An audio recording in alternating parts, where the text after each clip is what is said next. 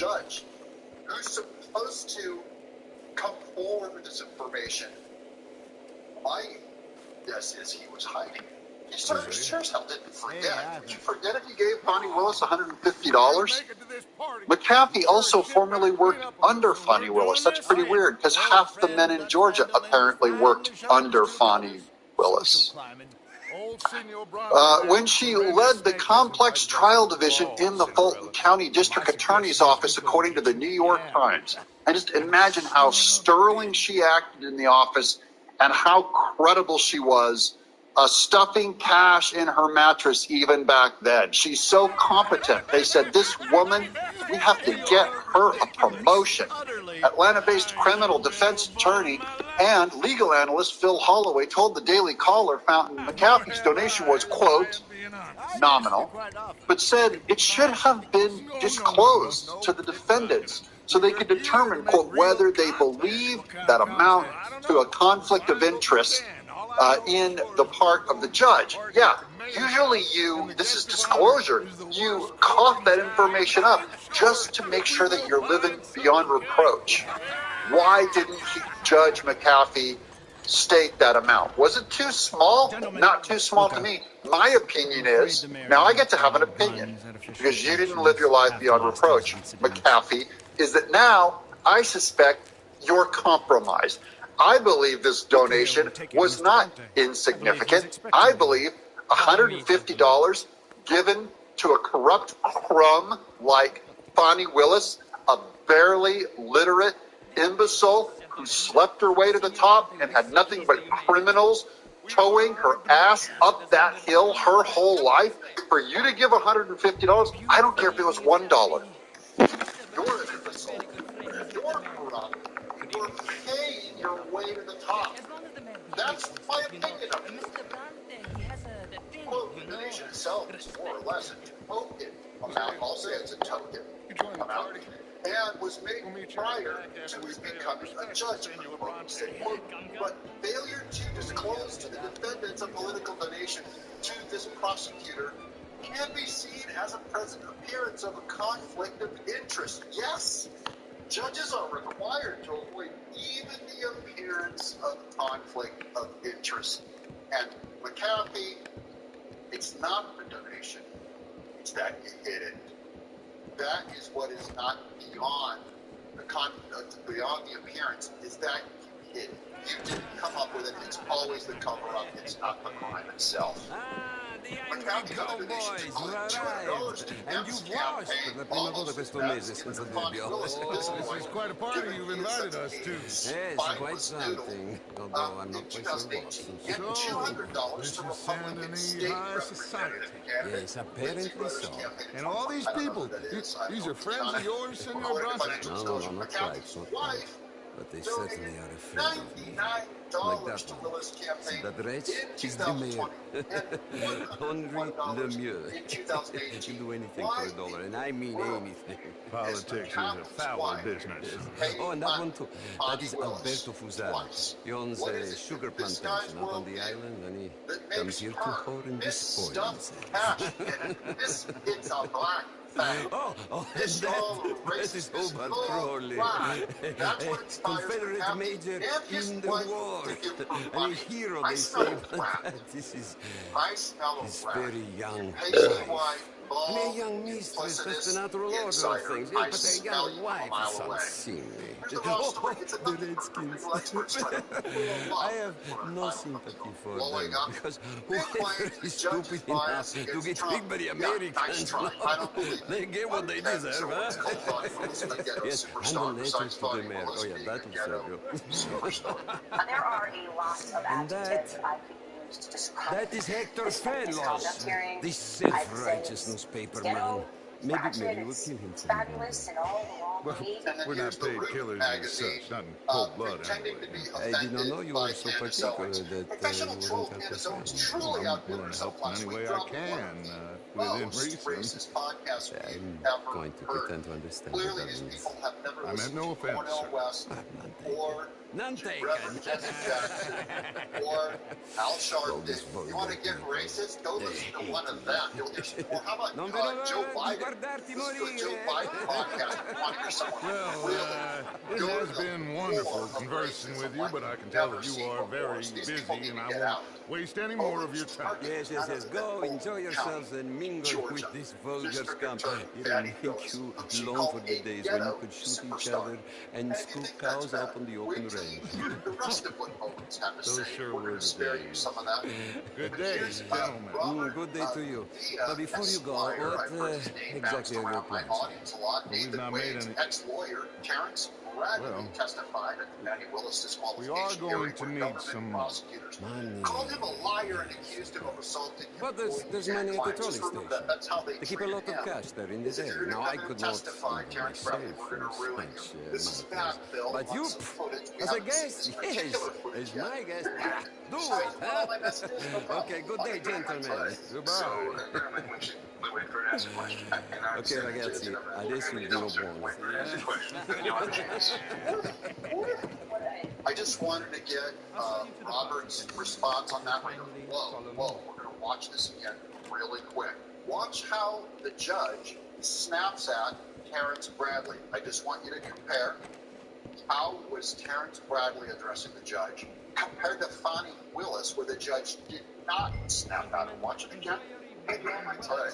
So, we should wait for an answer question. How you going, Cody? You don't, sir. Wait for an answer question, and you'll have a chance. McCarthy, donor to Bonnie Willis. Okay. Go find a man and steal nothing unless it's information. Of course. Jose, you go find us someplace to run. Bill, go make us some nice friends. I want to find out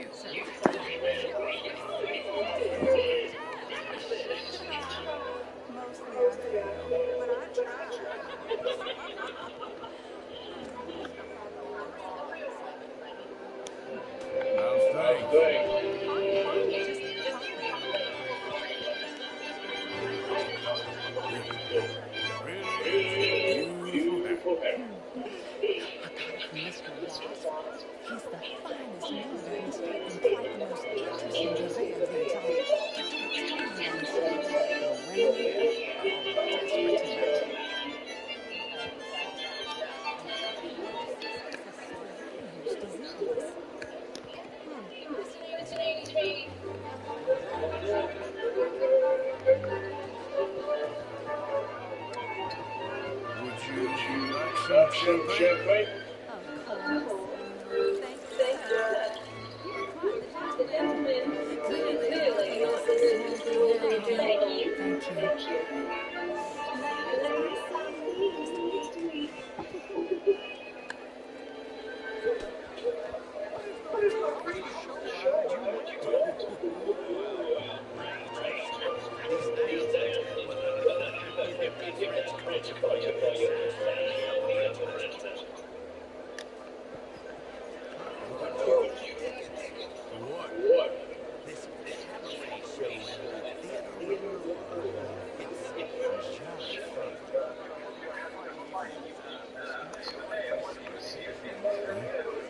Sure. Thank you very much.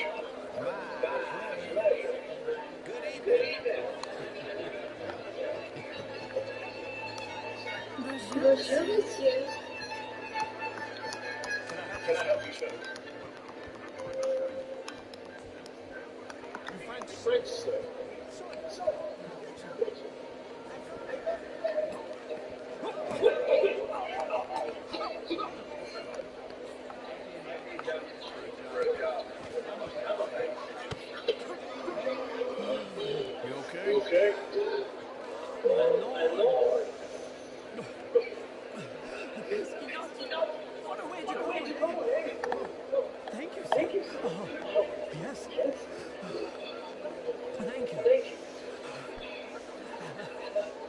Hello? Tyson is Gilded. Hello, Mr. Cooper. What is it that you do? I'm an adventurer. Me too. Pursuer of the exotic and the remarkable. An aesthete in this land of commonplace heathens. My cards, sir. Pay me a visit in my hotel. I must assume I intend to stay thin until I pass away. Good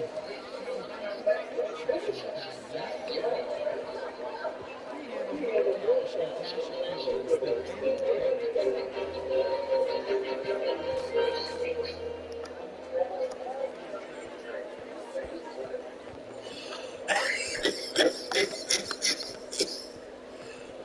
It ain't complex.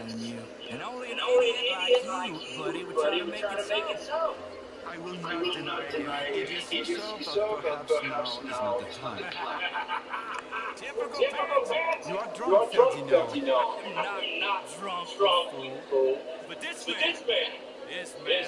loves darkies. Hey, you are pretty drunk. Yeah, what say you cool off?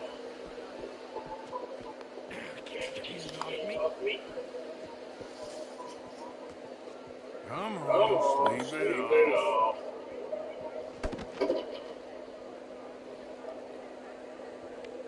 Sit down and calm down. Count to 1,000. Then you can reach your report.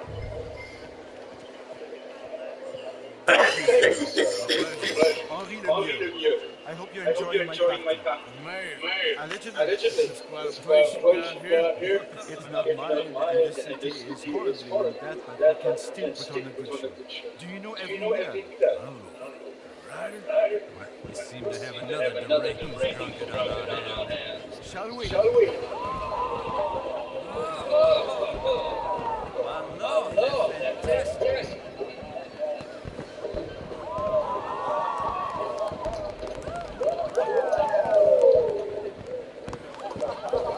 Excuse me, pardon. Mr. Cornwall was quite insistent, I'm afraid. He shouted down the telephone to several men. Mr. Cornwall is a horse's ass, and a bad horse. I'm very sorry, sir. It's not your fault. I'm sorry. He enjoyed the fireworks. Of course. Please say something about Cornwall. Yes, let's find out what.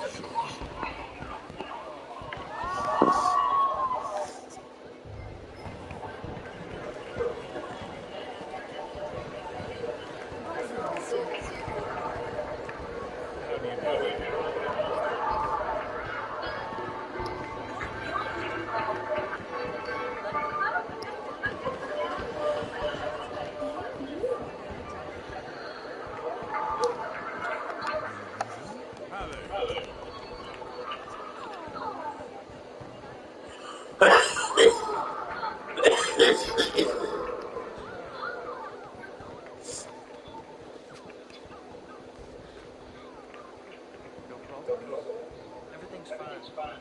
We have the place well secured. Good. Mr. Bronte has a habit of wandering about and reading whatever he likes. We're watching images made by dogs. Thank you, Mr. Taxman.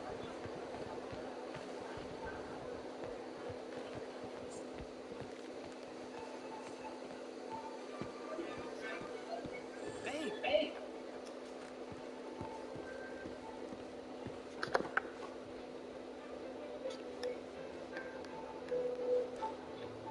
Is everything ringing? The telephone, it keeps ringing. The mayor said he would sign later.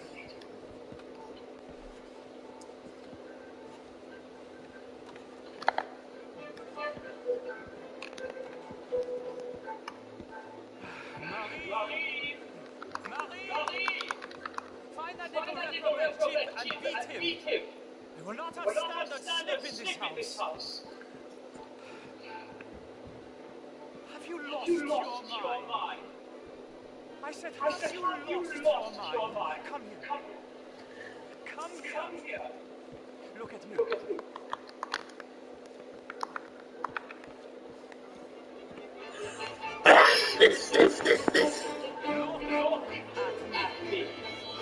Who do you think you are? This is not meant for the likes of you, you know this. Standards in this house are slipping. This is a final warning to risk. A final warning. Now get out of my sight.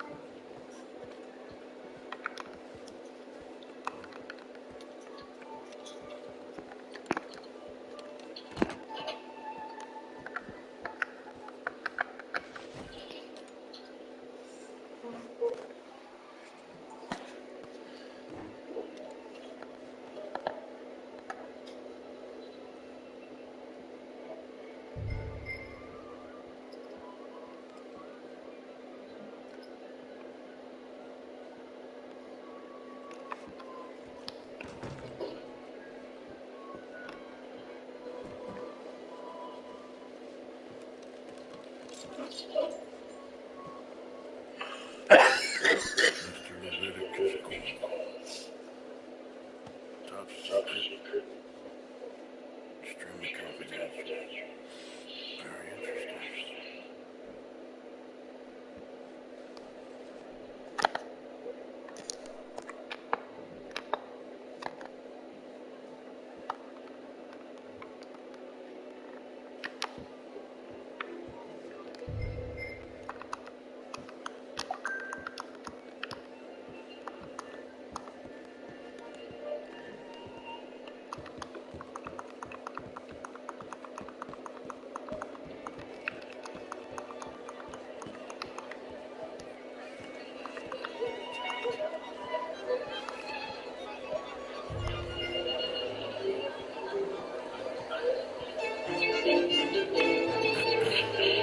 Find anything? I think so. Nothing. This town is a waste of time. Maybe not. I think... Gentlemen, I think we're done here.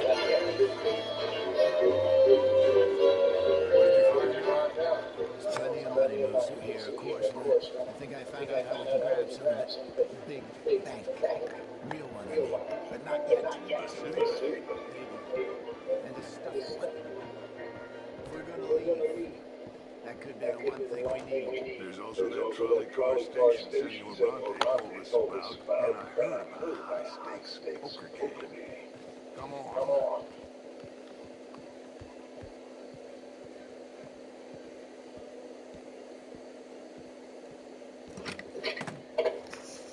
Here comes money. All right. Let's get in. Go home.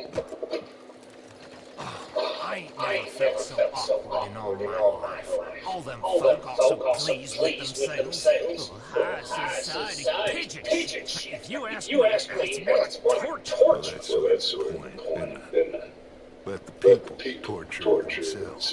Here's them papers. Let me see you take this. I don't think so. I might have an idea. Let me think on it.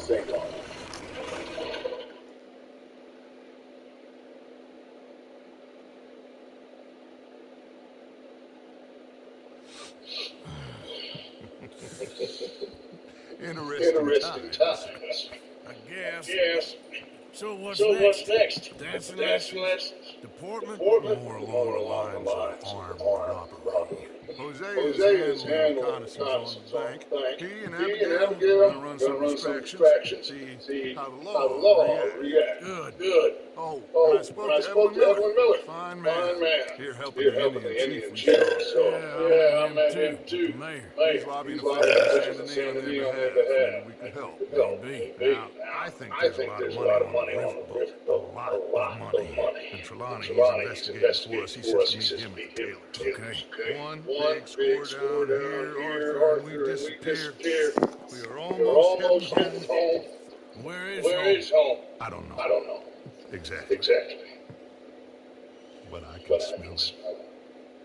I'm gonna go investigate this trolley thing old Bronte was talking about. Okay? Okay.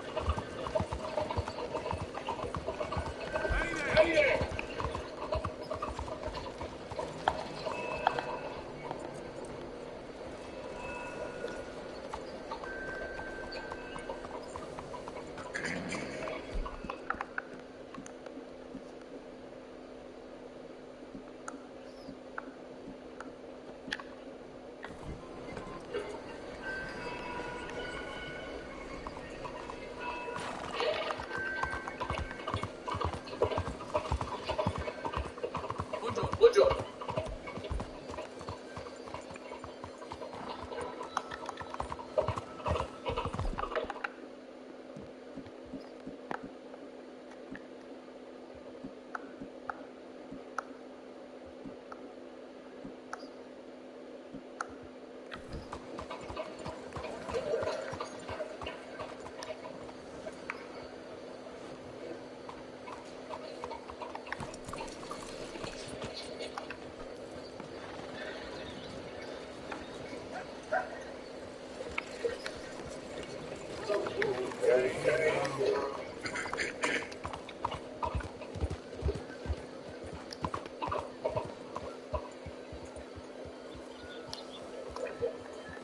Hey there, partner.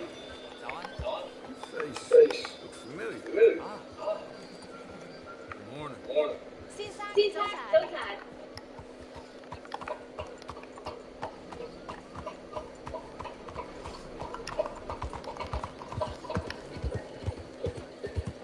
Hello, Hello, ma'am. ma'am.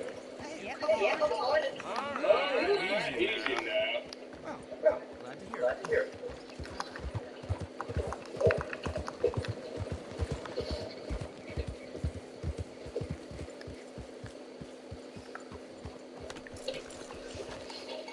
Excuse me, pardon.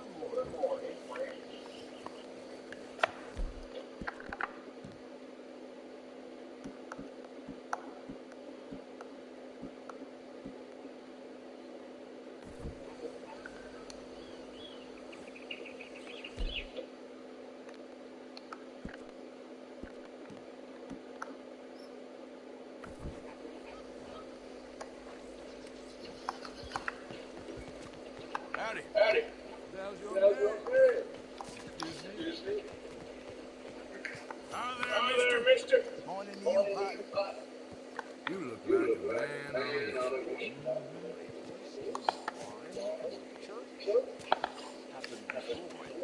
Mister? Mister. Todd? Todd. Hello, Hello, sirs. sirs.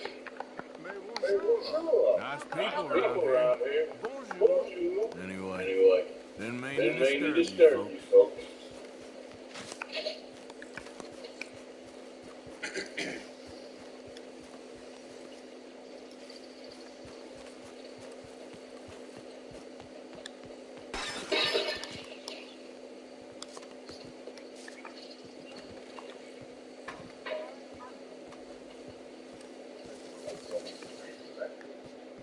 One moment, One moment, please.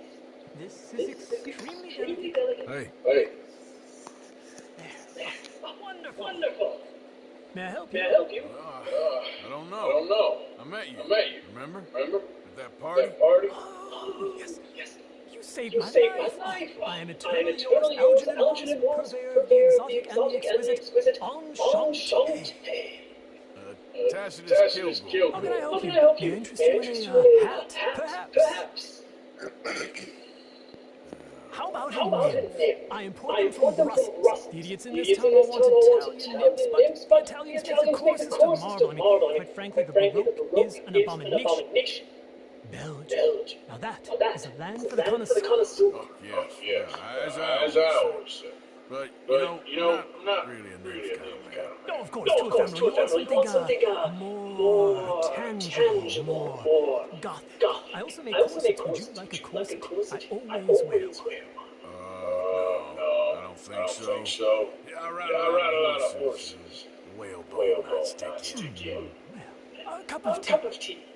Sure. Sure. And what is And it what you is do, it you Mr. do, Mr. Kilgore? Kilgore? Are you a Are you gentleman a of gentleman leisure? of leisure? An An aesthete? aesthete? An An artist. artist. I I suppose suppose I'm I'm kind of an kind of an adventurer. adventurer. Ha! Yes, of course you course are. you are. Well, be careful with Be the careful china. with the china, Sir, sir. it is French. Belgian? Belgian? No. They are They are Philistines in that area, not to be trusted. Youth, eternally preserved in marble, is more their specialty. I fear China will always elude them. Now, why are you here exactly? I don't know. You're an adventurer, a wanderer, a lost soul, cast out from heaven. Sure. Well, I do pay exceptionally well for certain objects needed for my art. You do? I do. Exceptionally well. Well, what do you need? Let's see. Right now, I have a couple of commissions. I need at least 15 egret plumes, good ones, obviously. I also need 15 estrogen orchids. Here's a list. Okay. I will see what I can do. Thanks for the tea. Thank you, Tacitus. It'll be very worth Very your worth your while. while.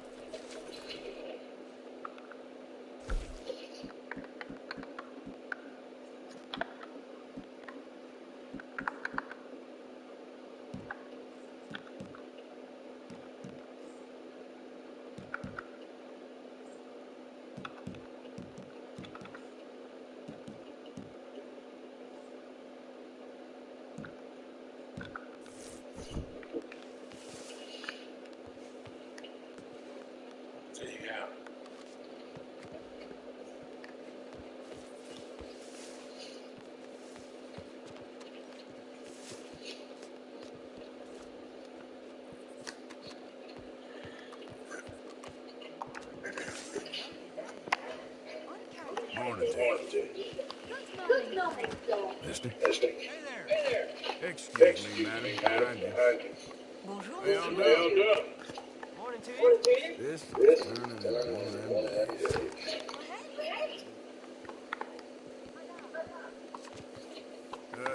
You, mister, excuse me. Mais bonjour. Morning. Morning. Good morning, man. Adam! This seems like a decent time. Mister, Morning, son. you remind me of a fella I used to know. Hey, Hey, friend. of course. Hey, ma'am. Bonjour. Ma'am. Good morning. I'll tell you, life ain't easy. Well, life ain't always easy. Anyway, sorry you don't need to hear this. Take care.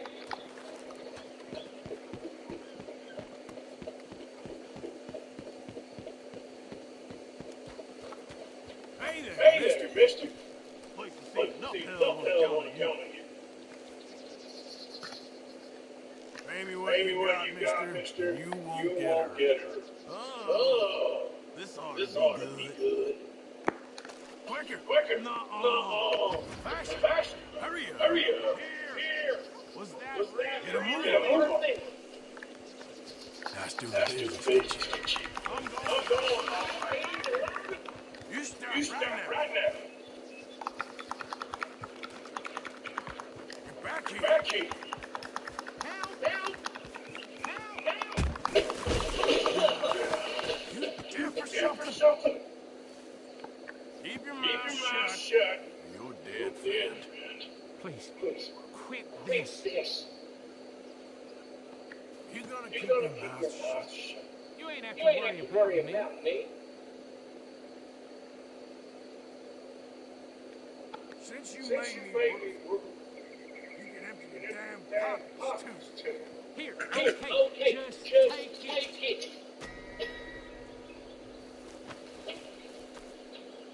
Oh, God.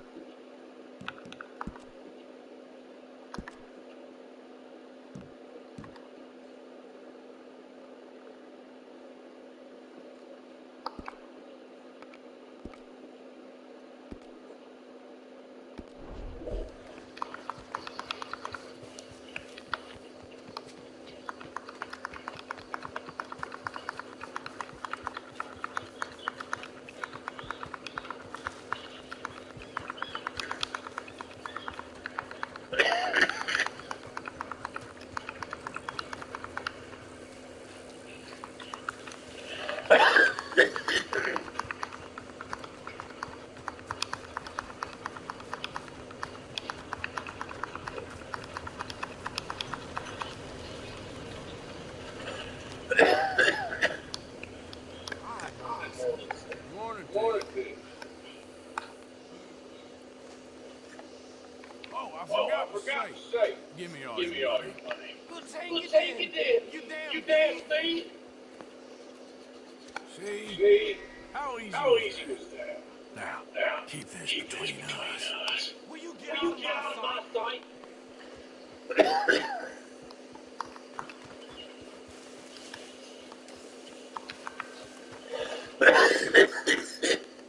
Mister? Reach for your money?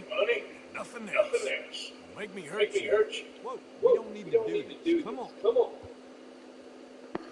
Hey, I turned that off to cool down. All If you right. want to turn it back on later on, it's okay. Wait up I now. turned the I ain't heat finished completely yet. off on this side of the house. I can't breathe or anything. So You turned off the heat in the house? I turned it down so it won't come on. How low? 60. Oh, God. Did you turn this thing I on don't back care here? about that. I sleep with the air conditioner. I'm used to it. The whole back of this section is warm. I just turned that off to let it cool down. You can turn it back on when you want to. Okay? You got your heater. Fine. I can't impel it. Fine. Fine and dandy.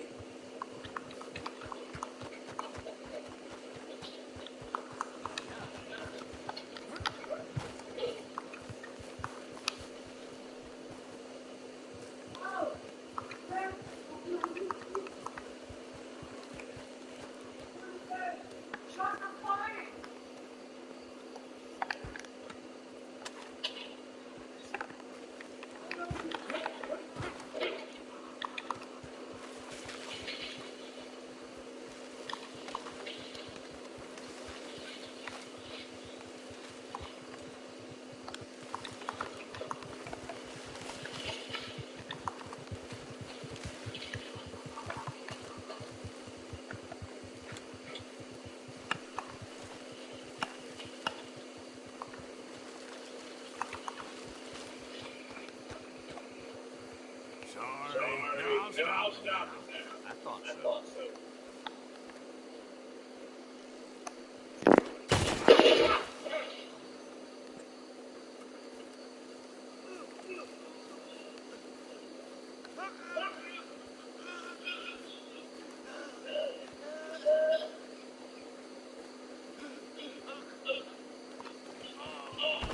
Watch yourself.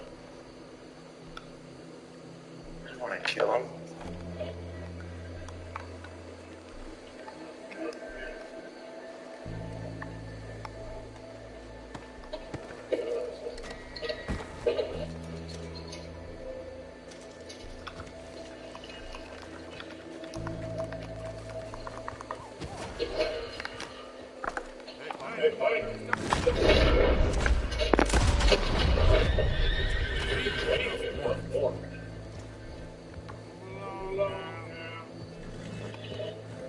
This ain't no business.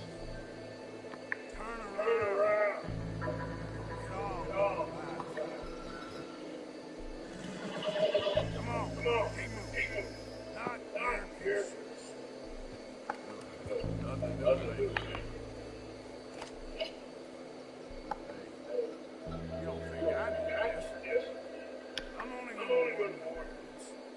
Turn around. Turn around.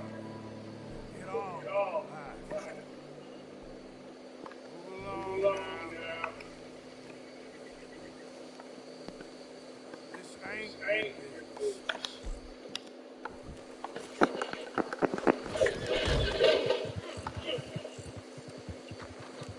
No. What the hell? This hurts. Let me go. This is very kind of you.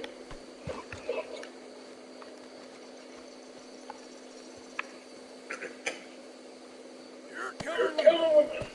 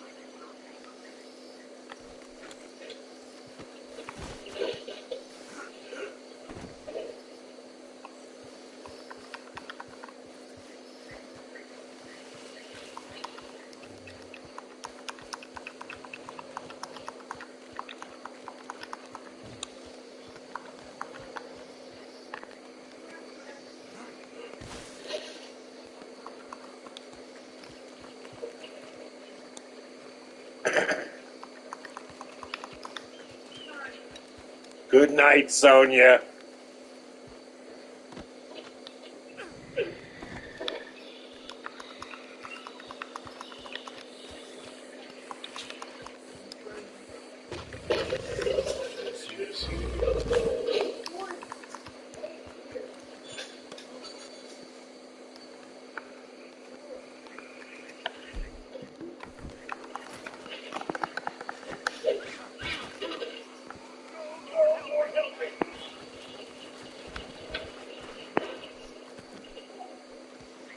I don't want to go in there, please. No. Help! Come on. Don't do this. Here we go.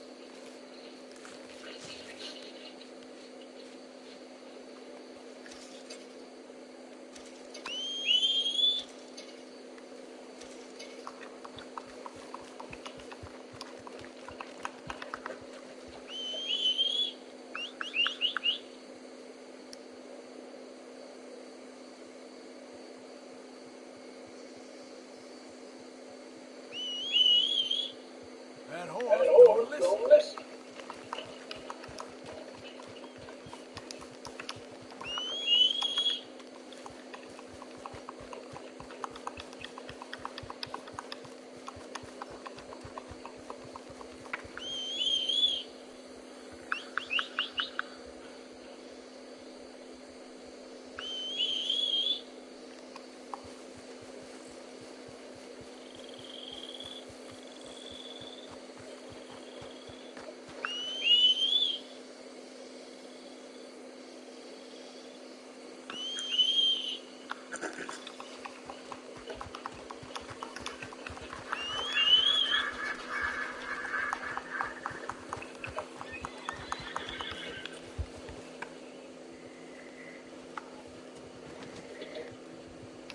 Okay, here goes.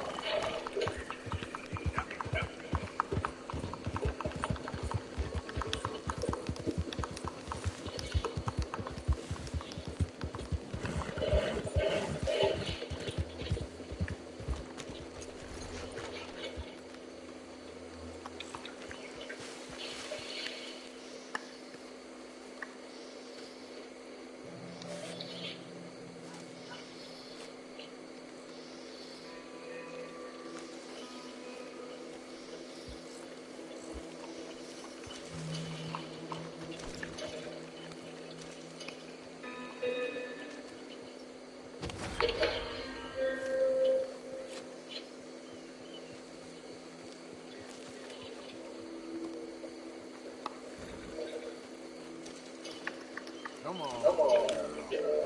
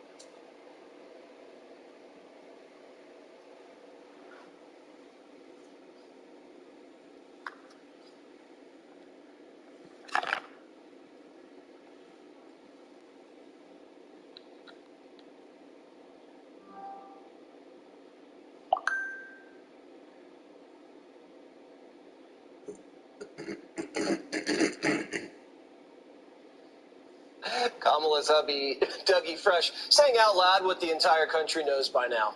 The Biden White House is just one big season of Veep, and we all can't wait for the series finale.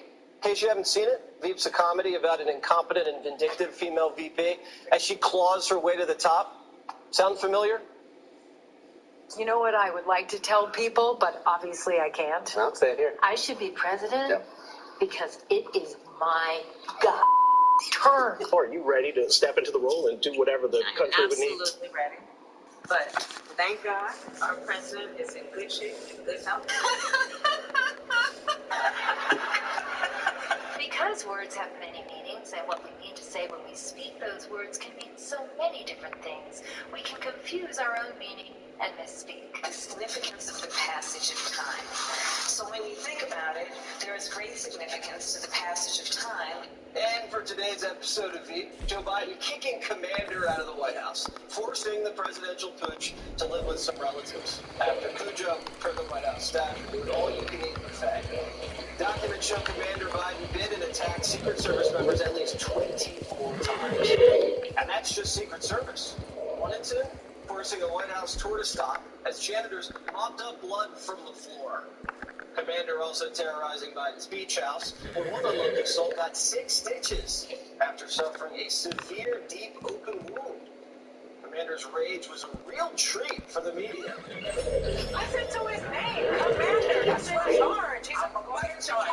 And we're just all little nicks, you know. Yeah, I've been in a similar situation. It's rough. I don't mean that as I didn't mean that as a stupid pun. Like it's difficult. Like the dog has to go. Yeah, I'm pretty sure Dr. Joe Biden would fit right in with the cast of Veep. The First Lady, who can't pronounce bodega, compares Latinos to breakfast tacos and once stood in front of a huge sign that said Hunter Pie. Well, she's apparently the secret sauce that keeps her husband's mojo running. Listen to this top historian. She is the vital part. Dr. Jill Biden is it. She likes power. She wants to stay. She wants some sense of revenge. A lot to bite into, Greg, here. I love that Doug says that it's just like Veep. I mean, does he know that the VP is an idiot? At least he didn't say his marriage is like The Walking Dead.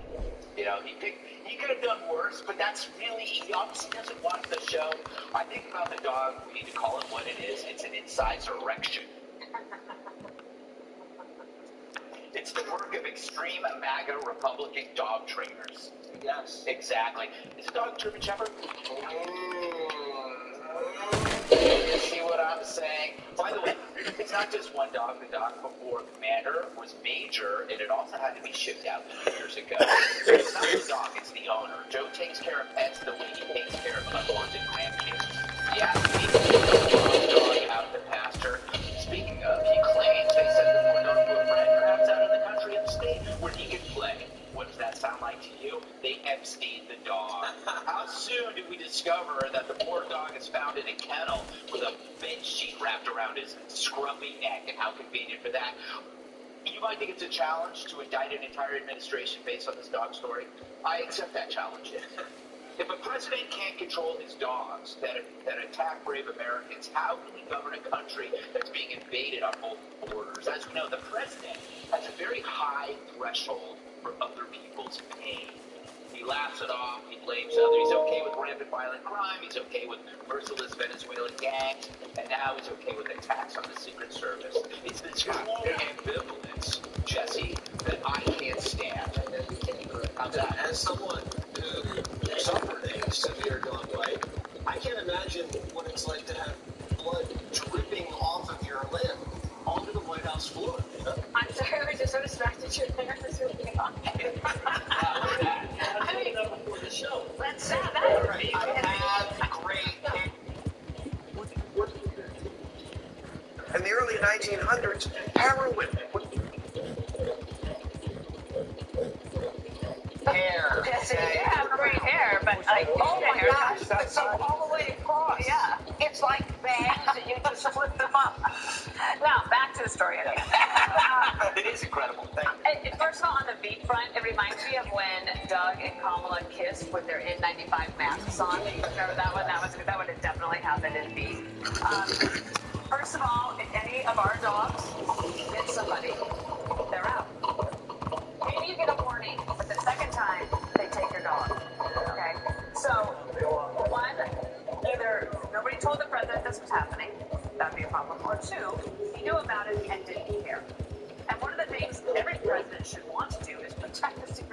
at all times. Make sure that they're comfortable. Anything you need. Make sure you don't leave them hanging on Christmas Day. Let them spend Christmas morning with their family before you go on vacation, whatever it might be. But I wonder if the White House either keeps the truth from him and doesn't tell him things like, sir, the border is not closed. And, sir, inflation is actually a problem. And you know what? People are really concerned about crime. And if you think about it that way, like maybe he doesn't want to get bad news. Maybe his temper comes back at you if you give him bad news. Or he knows all of it and doesn't do anything about it. Hello. Careful. It's a dangerous folk around.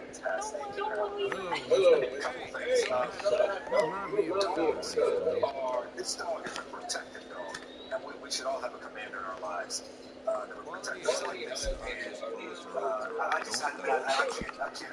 We all love dogs, but I can't attack dogs. And he's protecting the I've never heard him say that he bit Joe Biden. So they clearly need some more training, and they've got to figure out how to make this right. But I'm not going to. None of us would attack a dog, and I'm not accusing anybody. I'm not going to attack this dog. It's not the dog's fault. And I'm not going to attack the president. I mean, my dog has been beat before. Well, your dog is a little more than your dog. I have a Jaguar. You know, are you understood any against little Yes, dogs? yes. Your dog's a little dog. So we all need a commander too. Wish I never had to take my soul as a We seat, have vice just like I presidents wish at all country times. spoke that damn money. She is. I hope we have vice presidents at all times. What you want, Chevy? I think people are looking. I think Vice President Harris is substantive. I think she needs to have more of it come out because it is. I think there's a lacking on the part of a lot of Americans, even some Democrats, who don't understand how substantive and what her leadership qualities are. She's got to do that over the next several months. If the ticket is going to have a chance to win, I think she's integral and indispensable to the ticket win. Finally, I think the president is getting some criticism today that in the last few days it's unfair about his position about the border and other things. I don't agree with those who said that he should exercise some of this authority earlier. But I'm just a believer when somebody comes around to my side, I vote for you. And even if they come around to my side a longer, it takes them a longer period of time. I've said this again, I've said it several times. When we have a Republican as president, and she decides she's willing to sign a gun reform law, set of laws that restrict those who own guns because we want people who follow the law and break the law to do it. I would, and if Democrats, well, we're not going to let her have that credit because Republicans have been opposed to this. I would criticize those Democrats as critically and as repeatedly as I've criticized Republicans who don't want to accept a win that will help the country and make the country safer and hopefully make our borders safer in the process.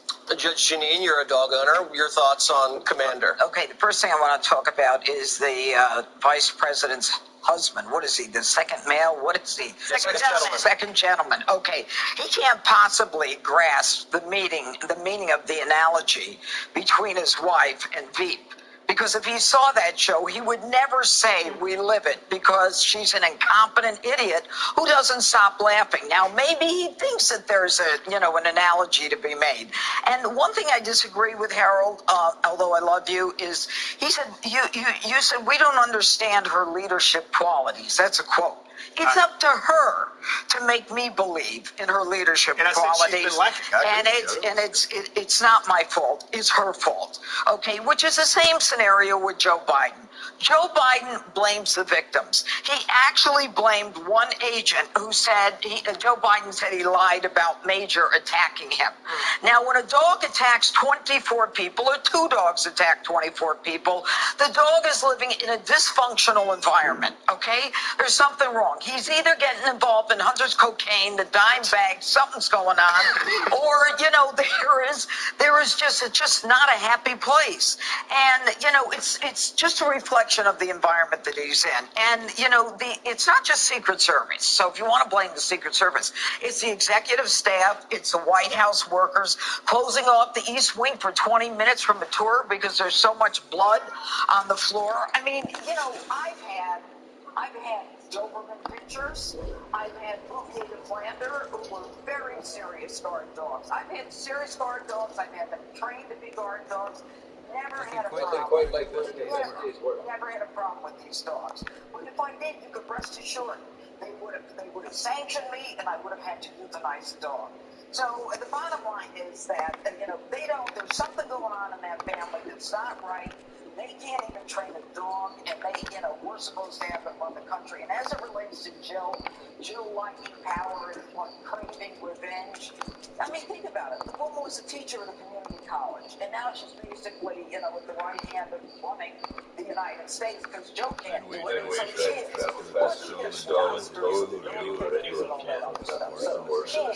Right here, Roxy. Hey, Sean Hannity here. Hey, click here to subscribe to Fox News YouTube page and catch our hottest interviews and most compelling analysis. You will not get it anywhere else.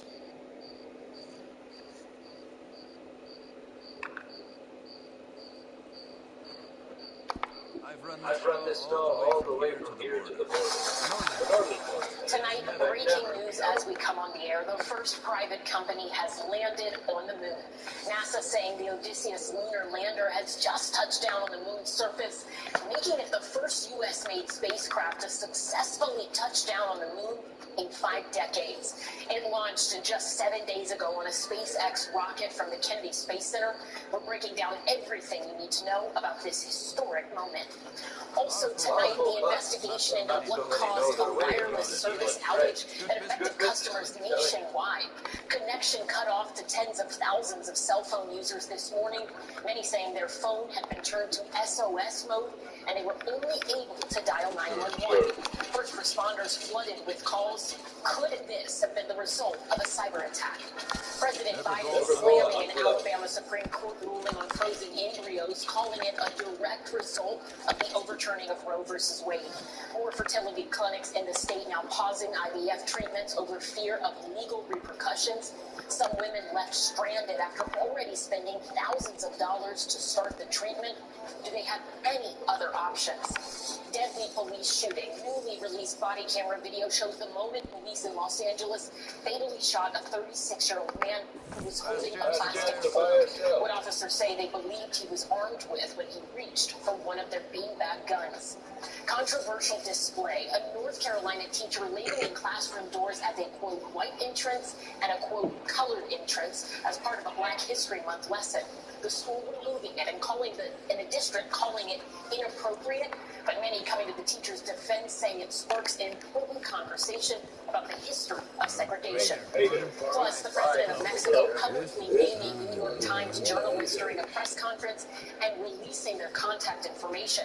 The move coming just hours before the newspaper published an article about alleged ties to the president's campaign and drug cartels. And reaching new heights. Tonight, we visit the booming aviation program at Texas Southern University. How the school, along with some major airline carriers, are helping more students land their dream pilot jobs and bringing some much-needed diversity to the cockpit. Top story starts. What do you need much-needed diversity? Why the fuck do you need diversity? You don't Good need evening, I'm Ellison diversity, Barber. We're coming on idiot. the air with breaking news from space. Just moments ago, the United States making its first landing on the moon in more than 50 years. Cheers erupting inside Mission Control as intuitive machines unmanned Odysseus lander touched down on the moon's hard-to-reach South Pole at 6:23 p.m. Eastern Time. The mission also marks the first time a private company has landed on the moon. The 14-foot lander launched just 7 days ago on a SpaceX rocket from the Kennedy Space Center. Experts say this mission will help prepare us for future human exploration of the moon's uncharted territory. NBC News correspondent Marissa Parra joins us now from Atlanta with more. Marissa, you have covered a lot of space movements of late. Take us through this moment tonight. Talk about that moment when it finally touched down and some of the drama that unfolded along the way. Hey, Allison. Well, if you cover or if you watch space coverage, you will know that it very, very seldom happens exactly how it's supposed to, or at least anticipated to. I would say the only thing you can predict is that it is unpredictable. And so it's very common for the exact landing times, launch times to slide, and that is exactly what we saw today. The time that it was supposed to land changed quite a few times, but then we saw that there was a lot of drama that happened before it was supposed to land and even after. And so leading up to it, there were some issues that, it was about an hour beforehand, these issues that NASA Administrator Bill Nelson called a white knuckle time. They were critical moments and unsure if they were going to be able to make that slated time of 6:24 Eastern time. That was the time that they were aiming for.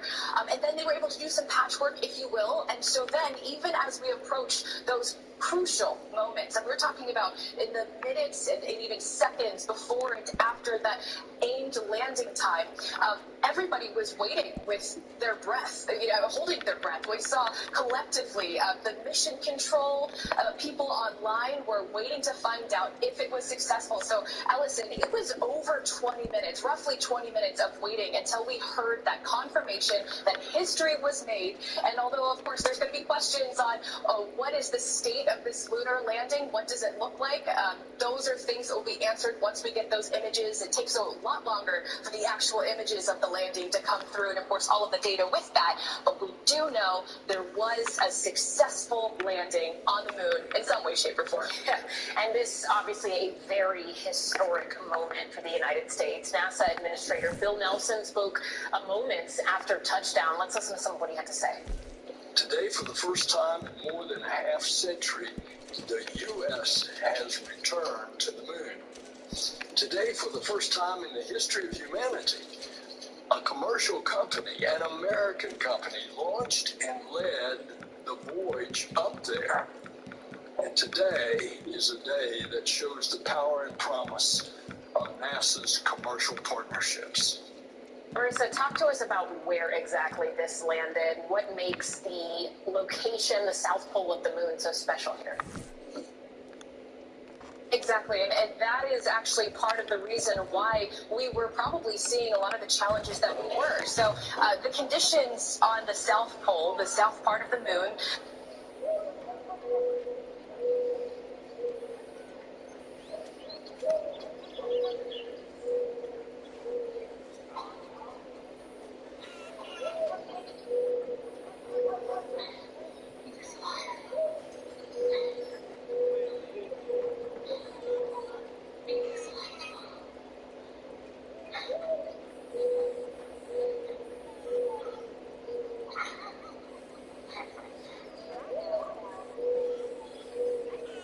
so glad I remembered Uber Eats has office supplies, but I feel like I'm forgetting something else.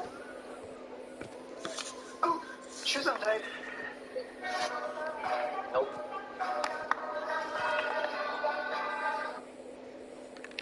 All right, now this story got a lot of play last night in the news precincts.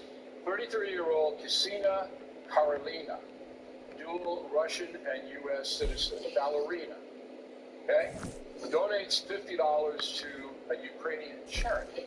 She is arrested, right, and charged with crimes against the state of Russia for helping Ukraine. Now, we don't know where she is, but believe me, wherever she is, it's not a nice place.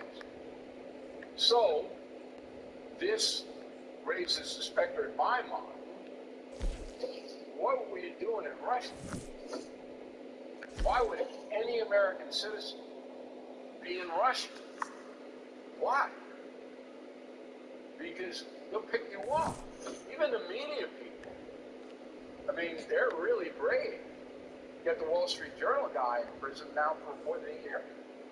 If Putin wants you arrested, you're going to get arrested. It's like New York State. If Tisha James, the Attorney General of New York, wants you arrested, you're going to get arrested. You find something. But, so I'm not making light of this, and I feel sorry for this young woman. I do. She's hosed. How are they going to get her out? Who's not listening to anybody? Do what he wants. So I wrote a message of the day on this. And again, BillO'Reilly.com, every morning, we have a message of the day. You don't have to be a member of anything. Go in there, you can read it. And I hope you do. So the message says there are certain countries in the world where Americans, if you go, you're out of your blanket mind. And I name them. A bunch of countries in Africa. Okay, if you're going to Somalia, you're asking to be killed, for example. Okay, that's not in Africa, but it's right across from that. Chad, right? I mean, on and on in Africa. Burma. They call it Myanmar now, but it's Burma.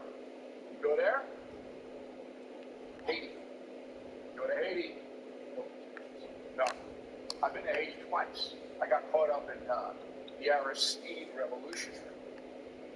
North Korea. You don't know that. Iran, Afghanistan, Pakistan. Right? You go to those countries, you can do whatever they want to you, and nobody's going to help you. But here's the kicker on it. I will go to Mexico, and thousands of American students are going to spring from Mexico. There were 2 American women killed there recently. She had a death wish. You go to Mexico and take fentanyl you want for it.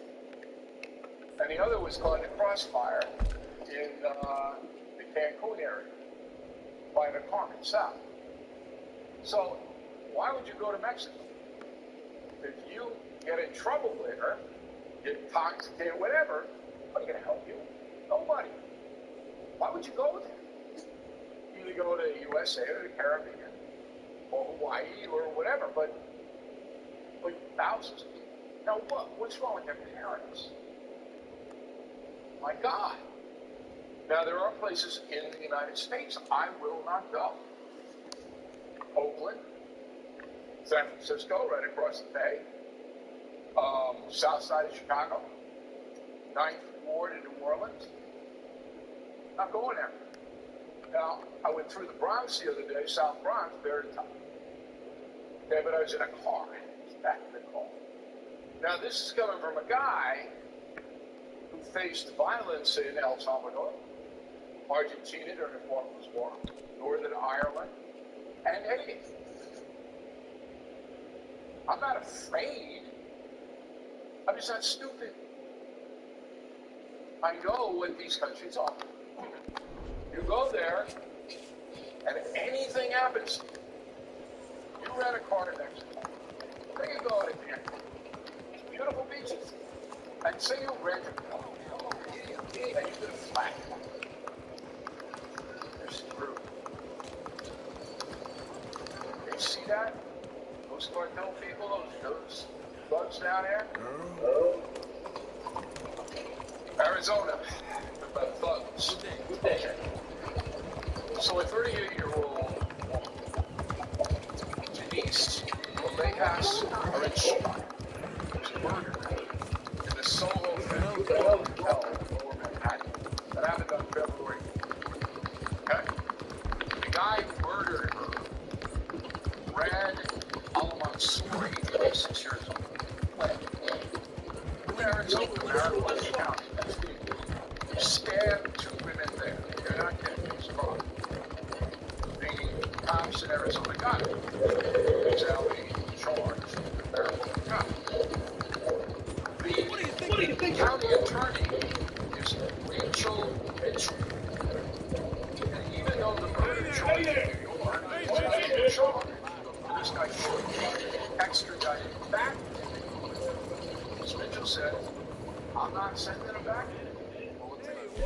These are mandatory prison sentences, and having observed the treatment of violent criminals in the New York area by the Manhattan DA there, Alvin Bragg, I think it's safer to keep him here and keep him in custody so that he cannot be out doing this to individuals either in our state, or county, or anywhere in the United States.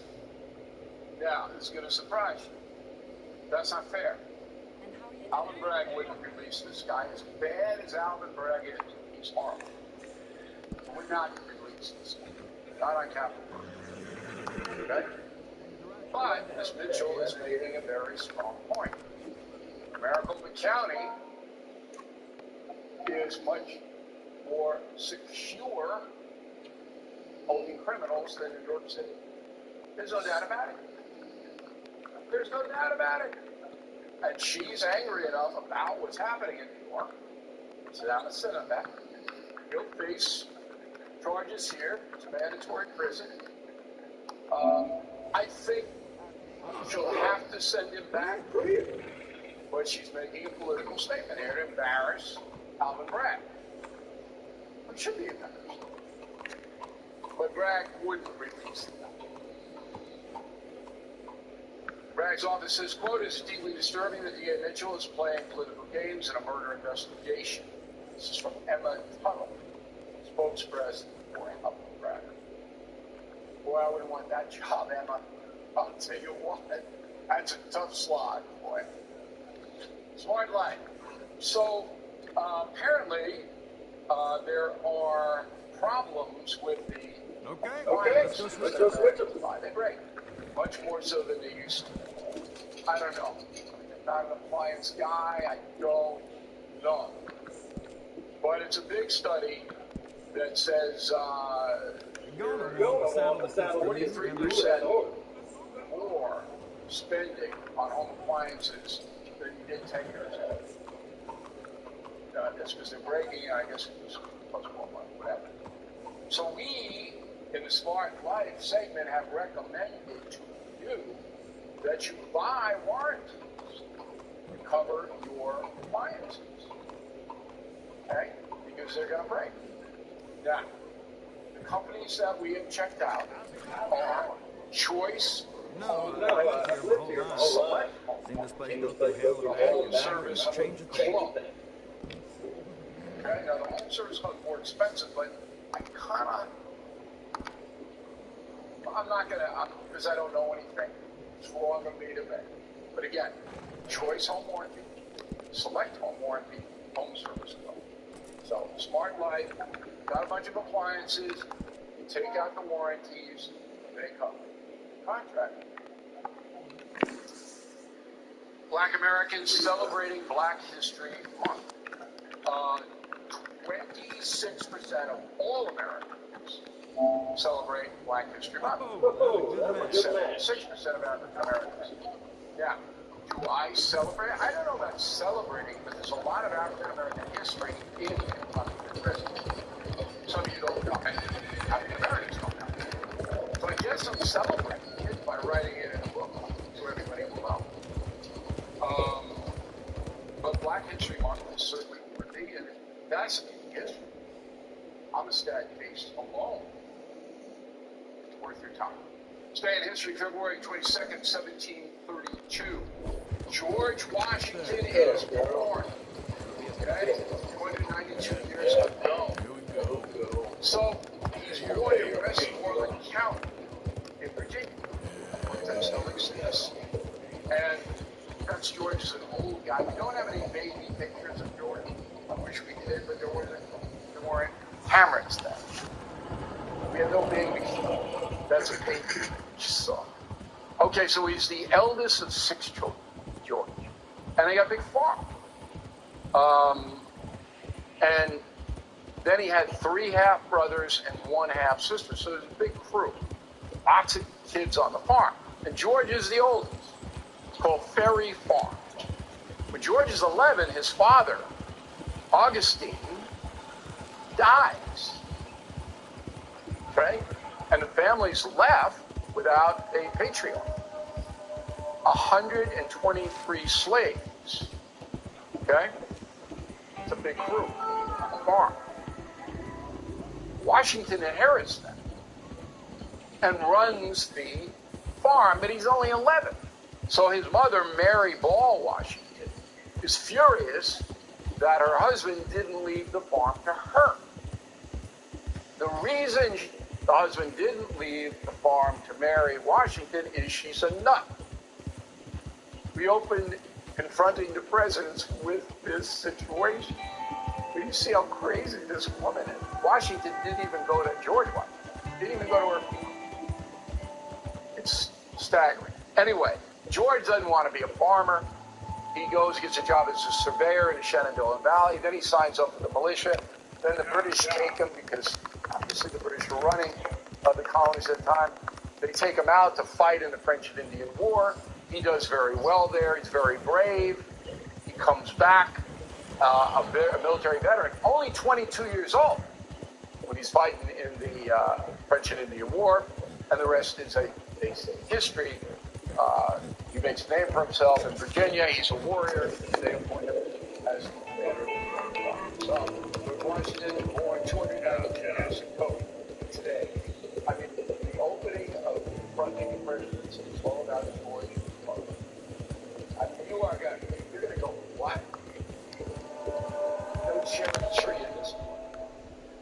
got mail, and we got a final thought about Holly.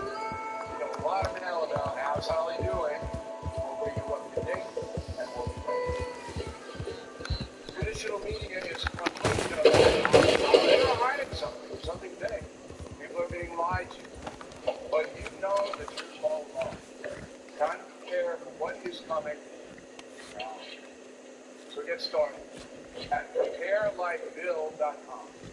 There you'll save $400 on essential 3-month emergency food kits from My Patriot Supply. Over the years, My Patriot Supply has helped millions of American families prepare for emergencies. Sealed inside ultra-durable packaging. Their delicious meals last up to 25 years of storage, provide more than 2,000 calories a day. Eat right when things go wrong. With these 3-month emergency food kits from My Patriot Supply. You're $200 savings. Get enough to you play that for free same-day shipping. Prepare like Bill. It's chili season, football season, grandkids season, and fall vaccination season. Help protect yourself this fall with an updated COVID-19 shot that's recommended by the CDC. Now go enjoy snuggle season.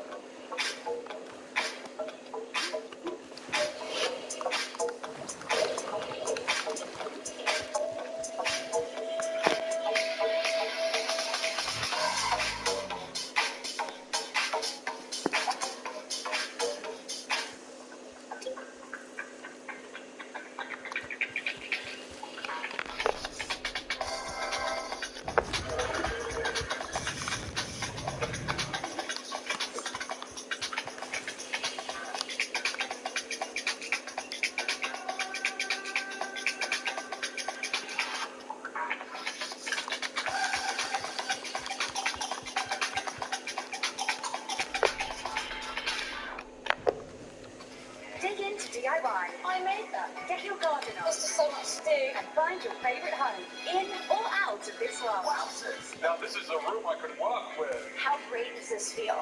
Oh, it's perfect. That is beautiful. From the ideas to the I don'ts.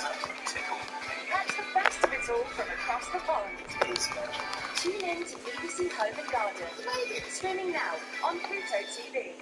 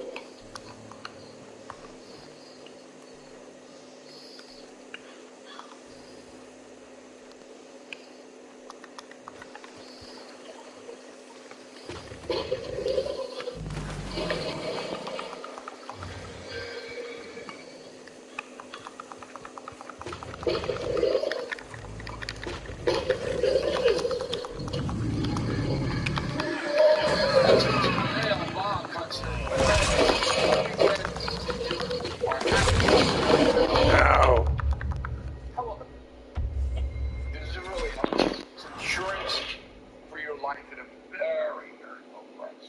We will help you if you get into trouble, and you will, because everybody does. So Bob says, I'm proud to say the name Alexander Smirnov mentioned on tonight's broadcast is the first I have heard. This confirms your journalistic integrity, O'Reilly, and my total trust in your reporting. Right? I had to bring it up.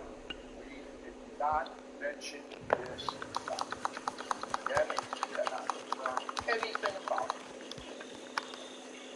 Stephen Desmond, point Pleasant, New Jersey. Trump wins the appeal of his New York City judgment. Can he recover the money paid within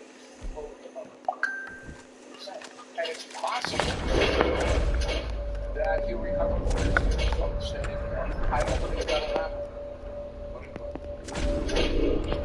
Karen Northfield in the house just like this.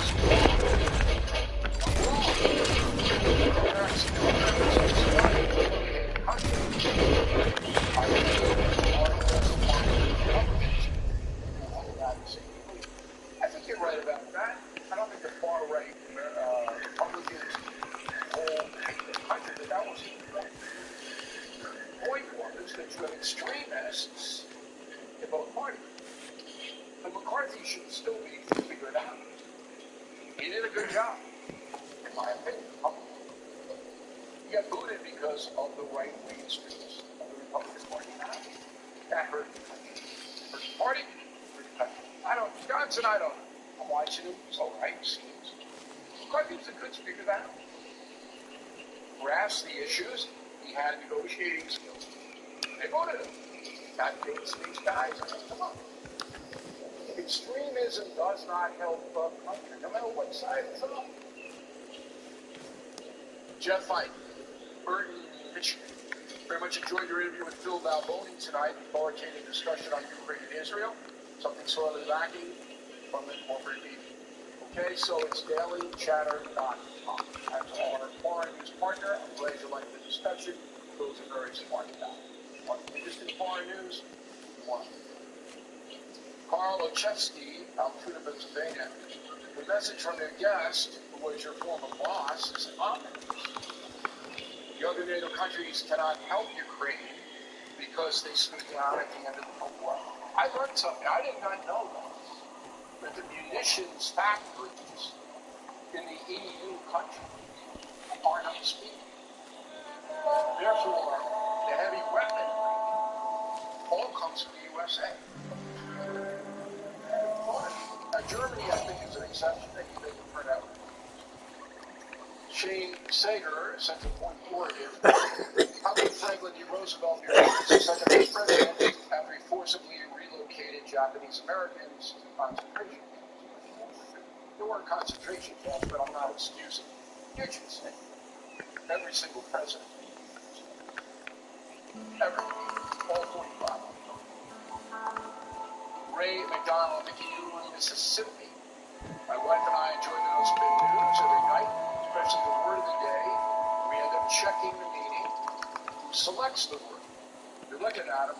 If you see it on the No Spin News, it's me. I'm the editorial guy. Now, we have a great staff, but their primary function is to research. I simplify.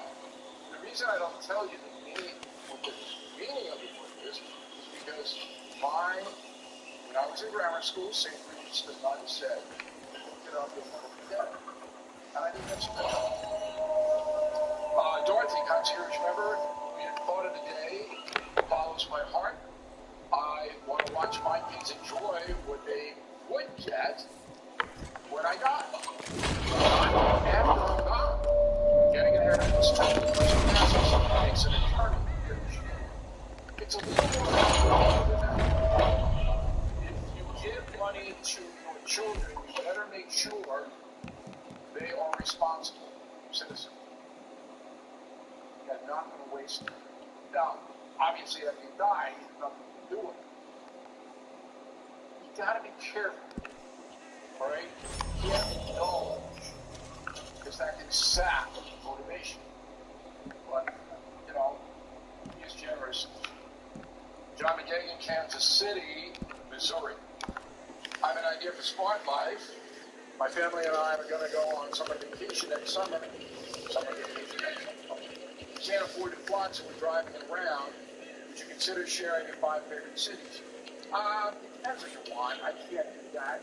If I'm going to drive around the USA, I'm driving around the West. New England's good in the fall. Staying out of big cities if I'm going to fall. It's just too long. Okay, confronting the president. Pre-order. We are not going to charge you until we ship the book to you out September 10th. All 13 killing books. You can get them all. Great deal.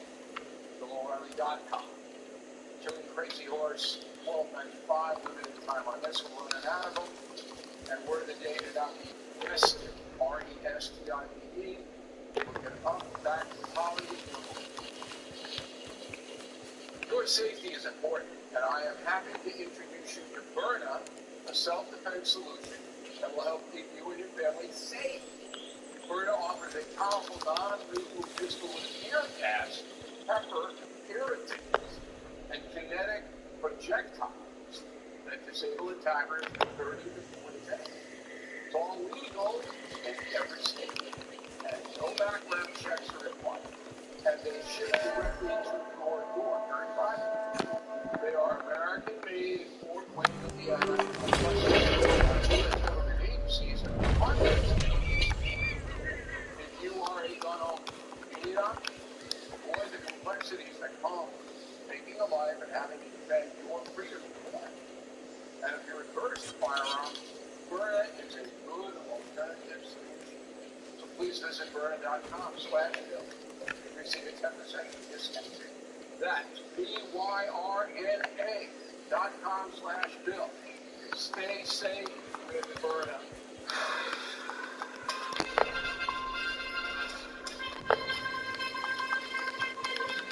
It's chilly season, football season, grandkids season, and fall vaccination season. Help protect yourself this fall with an updated COVID-19 shot recommended by the CDC. Now go enjoy snuggle season.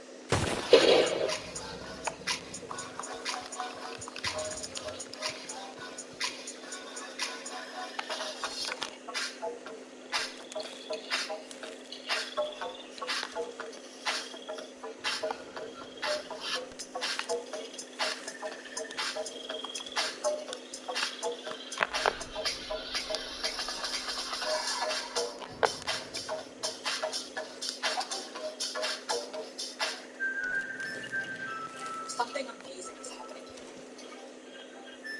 Data is bringing creativity to it.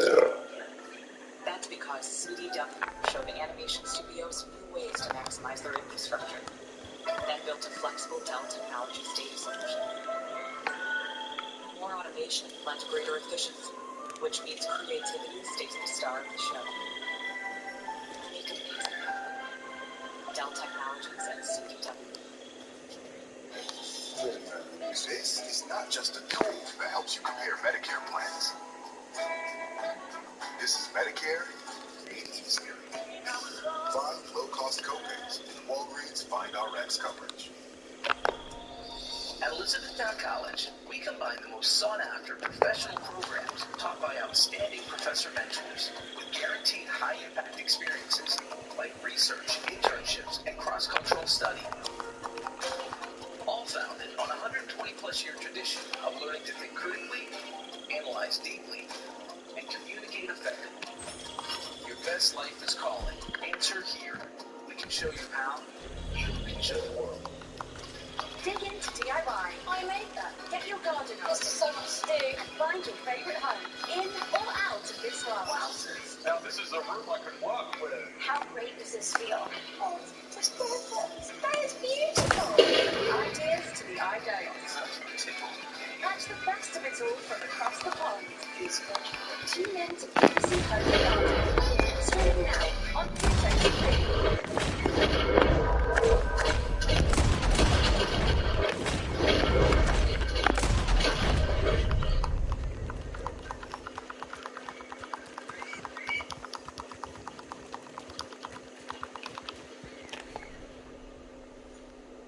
Hi, I'm Mike Baker, former CIA operations officer and host of the President's Daily Brief. Every weekday, I highlight the vital topics from around the globe and why they matter. Subscribe now on Apple Podcasts, Spotify, or wherever you listen. My final thought of the day, as I reported, Holly the Terror Dog had to have brain surgery. Okay? So it was touch and go. And Holly's a really nice dog. So she had a tumor removed from her brain. And just like human beings, it takes a long time to recover. Holly is stable. I gotta watch Holly 24/7. There's stuff that comes back and all of that. She's on medication, but her energy level is good. Her appetite is always good, continues. And now she's barking again when somebody knocks on the door. So we appreciate everybody concerned about Holly. She's 7 years old. Hoping she can live another 7 years. She's really a nice dog. Very fun. You'll ride with them very well. And we're lucky to have you guys watching and listening to News Good News. Have a great weekend. Your column Sunday noon. Put the column on even earlier now. And again, very nice of you to support BillO'Reilly.com, an independent news agency. Spread the word. See you on Monday. You're watching The Post. What did James Biden say behind closed doors? We'll talk about that. Kirk Cameron comes on, talks to us about culture war stuff, AI talk, and Ed Stedman on the student loan debt relief, and so much more coming up.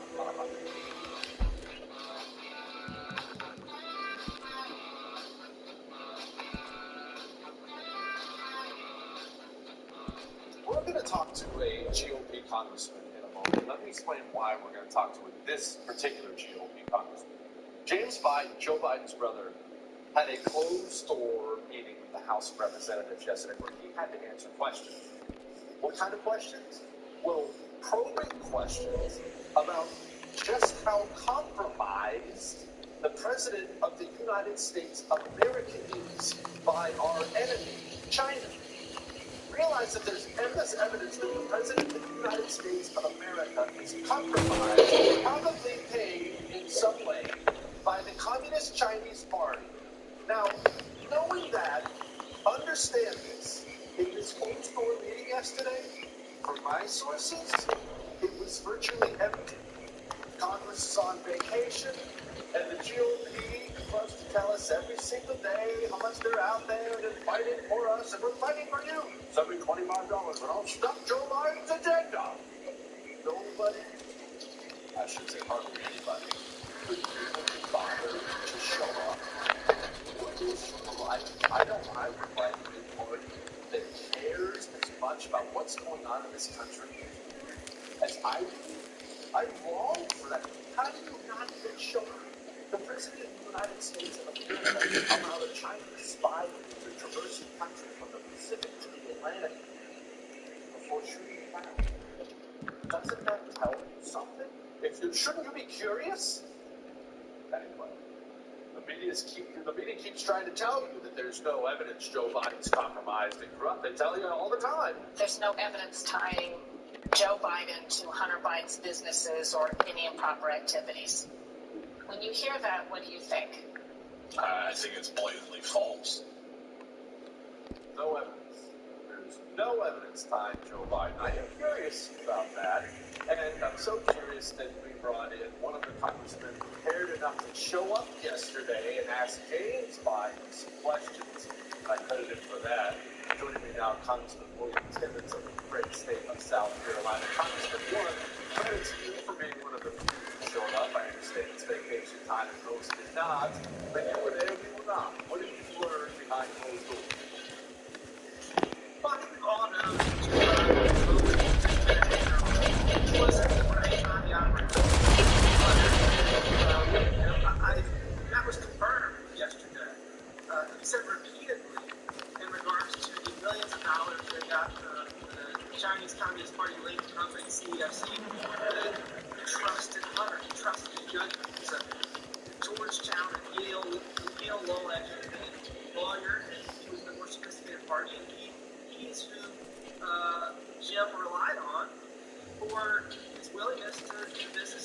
CEFC, this is the thing. CEFC is state-owned, state-adjacent, state-controlled. All Chinese companies are. That's just their system. And so it's ridiculous that they're trying to hide behind the fact that the CEFC is a private company. There's not a single person that has any knowledge about the China. On his defense now, James Biden testifies brother had no direct or indirect financial interest in his business ventures. He said, I have a 50-year career in a variety of business ventures. Joe Biden has never had any involvement or any direct or indirect financial interest in those activities. James Biden said in his opening statement, James Biden, younger brother of the president, said in his opening statement Wednesday that he's always kept my professional life separate from our close personal relationship, citing the elder Biden's personal integrity and character. I have never asked my brothers to take any official action on behalf of me, my business associates, or anyone else. He also said he never relied on his status as Joe Biden's brother when involved in various business ventures. Those who have said or thought otherwise were either mistaken, ill-informed, or flat-out lying, the younger Biden said. Now, this is basically being treated as, well, case closed. He said he didn't do this. Now, we have extensive evidence that shows he did do this, that he did include Joe Biden. I'm going to go through some of this with you here in a second, but first, let's get to some of the reaction to his testimony. Now, Joe Biden's brother switched up his story on the China deal after lawmakers showed him receipts, a source says. Joe Biden's younger brother, in closed-door testimony, the House Oversight and Judiciary Committees, initially told his interviewers that he was not part of a business deal involving Hunter Biden and several of his associates, according to a source familiar with the interview. However, after investigators showed him an agreement that features his signature alongside those of Hunter Biden and his business partners. This is really tough stuff. James Biden then told legislators that he did not remember signing the agreement. And how many times has this happened to him? How many times have you been like, you know what? There's my signature on that document, but that definitely wasn't me. Now, it's not possible, right, that maybe Hunter forged James Biden's signature. I mean, that is not impossible. You know, Hunter is that bad of a character. He would do something like that. But there's more to it than just that. Now, let me bring it back to Peter Schweizer. Peter Schweizer, of course, has been on this program before. He's written many bestsellers. One of them talked a lot about the Biden family. This is before any of this stuff was really public. Like, Peter was really one of the first guys talking about this. This is a Biden family scandal, and it involves Joe Biden, is the way he frames the Biden crime family, if you will. And James Biden is a big part of that. In fact, if you go back and look at his writings, before all this was really in the public domain, Peter Schweizer said Joe Biden was the most corrupt vice president in U.S. history, and in earlier history. There have been some corrupt vice presidents in this country. It's a big statement to say that. He also talked a lot about the real estate investments and other shady activities that related to Jim Biden. Jim Biden is like, if you think of Hunter kind of being the wild card, and he's willing to do all the crazy stuff, and he's kind of like, you know, constantly falling down the job and doing all sorts of things he shouldn't. Jim Biden is a more buttoned-up version. He is just as involved in, you know, whatever shady activities you might want to throw at Joe Biden. You know, does that matter? Like, a lot of times the boring scandal is the one that takes you down. And so I want to look at some of this with Jim Biden. Now, of course, Jim Biden has told lawmakers he has no documentation of the loans from the president. Now, I just want to stop here for a second. This is the second time this week we've talked about someone who claims to be getting loans and loaning people thousands and thousands of dollars in cash with no evidence the money was ever exchanged. This doesn't happen. Full stop. It does not occur. The reason it occurs is when you're committing a crime, when you're trying to hide corruption. Then you're shoveling cash at each other like crazy. But, like, even if someone gave you a large cash payment, which of course does happen in this country, you usually are going to throw it in your bank, right? Like, That's what happens unless you're trying to avoid taxes or you're trying to avoid a paper trail. Certainly, if your brother loaned you some cash, you'd throw it in the bank and you'd have documentation that it was put in the bank. Why wouldn't he do that? What is the possible explanation? And usually what the explanation is, which is hilarious, if they all sound like, hardcore libertarians. Oh, I don't know, the banking system, what could happen? I don't know. That was the, what's his face, in New Jersey, Menendez, excuse. Oh, God, well, I'm from Cuban descent, and I'm worried the government might come in and take my money. Mr. Democrat that wants full control of everything you do by the centralized government, you're worried about that? Are ya? I doubt it.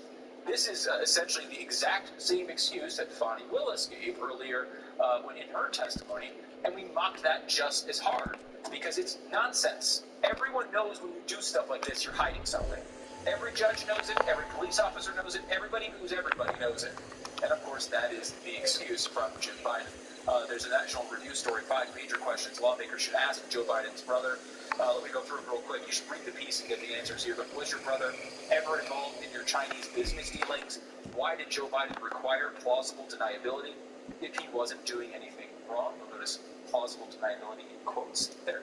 Did you make promises to AmeriCorps about Joe Biden's role with the company? If so, was Joe Biden aware of those promises? Were the checks you sent to Joe Biden really loan payments? Will you turn over the financial documentation to prove it? And did you mislead federal agents about the nature of your Chinese business dealings? All of this is in the story. You should definitely go back and read this. But you also heard something called AmeriCorps mentioned, and that's what I want to drill down into tonight, because this is a story probably most people aren't aware of, but it is just a microcosm of all this sort of activity that was done with perhaps the wink and a nod from the president. Maybe he might deny that. But it blows up everything I read to you from Jim Biden's opening statement in his testimony. It proves that he's lying. Again, and this is not coming from, I mentioned, what was it, National Review, for one of these stories. It's not coming from National Review. This is coming from Politico, a left-wing media source that is obviously tied in strongly into D.C. Biden's brother used his name to promote a hospital chain, then it collapsed. Let me just give you some of the details of this, because this is a story that's going under the radar, that certainly the mainstream media doesn't want to talk about. This would be a perfect platform to expose my brother's team to your protocol, Jim Biden wrote to the CEO of a Tampa area company that controlled licensing rights to an experimental cancer treatment the hospital operator wanted to offer. Could provide a great opportunity for some real exposure. The email obtained by Politico from a person close to the company documents one of the many ways in which Jim Biden invoked his brother's name and clout in the course of his work with AmeriCorps, which has since gone bankrupt, wreaking havoc in rural communities in the process. Do you remember the statement I read from Jim Biden just a couple minutes ago, where he denied there was any involvement? He never used his brother's name. There was no tie, direct or indirect, to the president. Politico's got the emails where he does it directly, talks about his brother and his ties to potentially the cancer thing. Now, you might know of a website called HasJoeBidenCuredCancer.com. You can go check that, and maybe he has. I haven't looked at it lately, but it's always updated up to the second. HasJoeBidenCuredCancer.com. You know that this was a big campaign promise of Joe Biden. He was going to cure cancer if he became president. You know that he talks about this a lot. Think about that if you're a rural healthcare company with a potential cancer cure. You want Joe Biden to be aware of your project, because if he becomes president of the United States, you can get billions of dollars to flow to your research. Jim Biden is promising this. He is telling this company, hey, I can hook you up with some access to my brother. This is on the record. Jim Biden spoke of plans to give his brother equity in AmeriCorps, according to one former AmeriCorps executive, and install him on its board, according to a second. He also said that if AmeriCorps could find a winning business model for rural health care, his brother could promote the company in a future presidential campaign, a third former executive told Politico. Now, you might be able to go down the road and say, well, we don't know that Joe Biden knew anything This is just Jim Biden using his name. To be clear, what you're saying is that you think they had massive corruption within his family, and they were lying to people to get millions of dollars in payments, but maybe one family member didn't know about it. So you're saying all the rest of them were criminals. And can we get to the point where we admit that, then we can move down the road a little bit more? In order to fund AmeriCorps' expansion, Jim Biden offered to secure capital from investors in the Middle East, according to emails and executives. When the expected money did not arrive, it aggravated AmeriCorps' pre-existing financial issues. The company collapsed, leaving behind unpaid bills and neglected patients. And this is something that's a big part of this particular story of AmeriCorps. This wasn't one of these things where they stole money from some Ukrainian oil company or gas company. And like, well, hey, some people got what they wanted, some people didn't. It was typical corrupt dealing. This actually hurt people. Like, this is people who were unable to get the health care they needed because of the Biden family and the way that this collapsed. They could not come up with the money. They could not come up with their promises. And that is not a pretty picture. Management failures took a human toll as hospital staff went unpaid, services dwindled, and authorities were forced to intervene. At AmeriCorps Hospital in southeastern Kentucky, ravaged by staff departures and dwindling medical supplies, a patient died of cardiac arrest in late 2018 after receiving substandard care, according to a Department of Health and Services report obtained by Politico. In addition to the accounts provided by former executives, investor materials describe Jim Biden as an advisor to his older brother. Remember, he denied having any tie to his brother in that way. And on top of Joe Biden's own previously reported encounter with the firm's CEO, at least 3 of Joe Biden's relatives did work with AmeriCorps. They include Jim Biden's wife, Sarah. Again, this is not normal behavior. Not typically, people get hired as couples. I don't know, unless Donnie and Marie. Sister and brother. Anyway, the president's son, Hunter Biden, also met with his CEO and his personal doctor, current White House physician Kevin O'Connor, joined a meeting with Jim Biden and the president of a hospital being acquired by AmeriCorps, according to former executive emails obtained by Politico. Remember, Kevin O'Connor, the House physician, is the guy telling you, oh, Joe Biden's totally fine. Brains popping just like normal.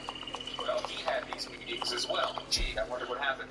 On the same day, Jim Biden received a $200,000 payment from AmeriCorps. He made out a check to his brother Joe. On the same day, the White House has said the check was for a repayment of a loan, but did not respond to questions about the circumstances of the loan, including whether Joe Biden was aware of his brother's income from the company that he said Joe was going to help with. This is crazy. Nobody would believe this story. The media, given in any other circumstance, would immediately say how fraudulent this sounds and it looks. And I guess the good version of the story is that Jim was lying about his brother and manipulating AmeriCorps and paying him a fortune. Is that legal? Is it? Using his brother's influence, which they all say at the beginning he didn't do. We'll see if he backs off on that. Jim is a lot more boring, but he's just as corrupt as some of these other family members. And it's important to remember that, while we don't have footage of him, doing crack on hookers' bellies or on guyswithiPhones.com, but we do have real accusations of corruption and a guy who seems to have professionalized this practice. And I will say, show me that picture again. Do we have that picture again one more time there?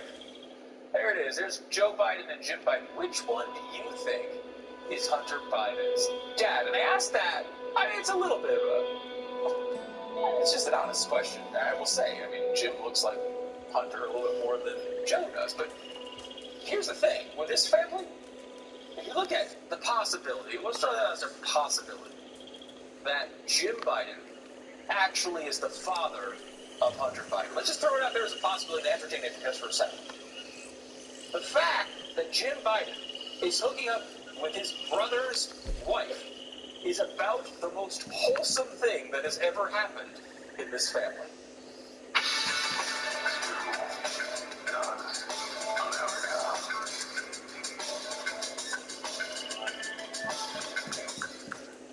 This past December, drug shortages hit a record high. Now, I don't know how much this had to do with Joe Biden and Jim Biden working together on healthcare projects that wound up bankrupting hospitals. I'm not sure how tied that is to this particular issue, but certainly Biden as president has not exactly brought a bounty of supply chain success.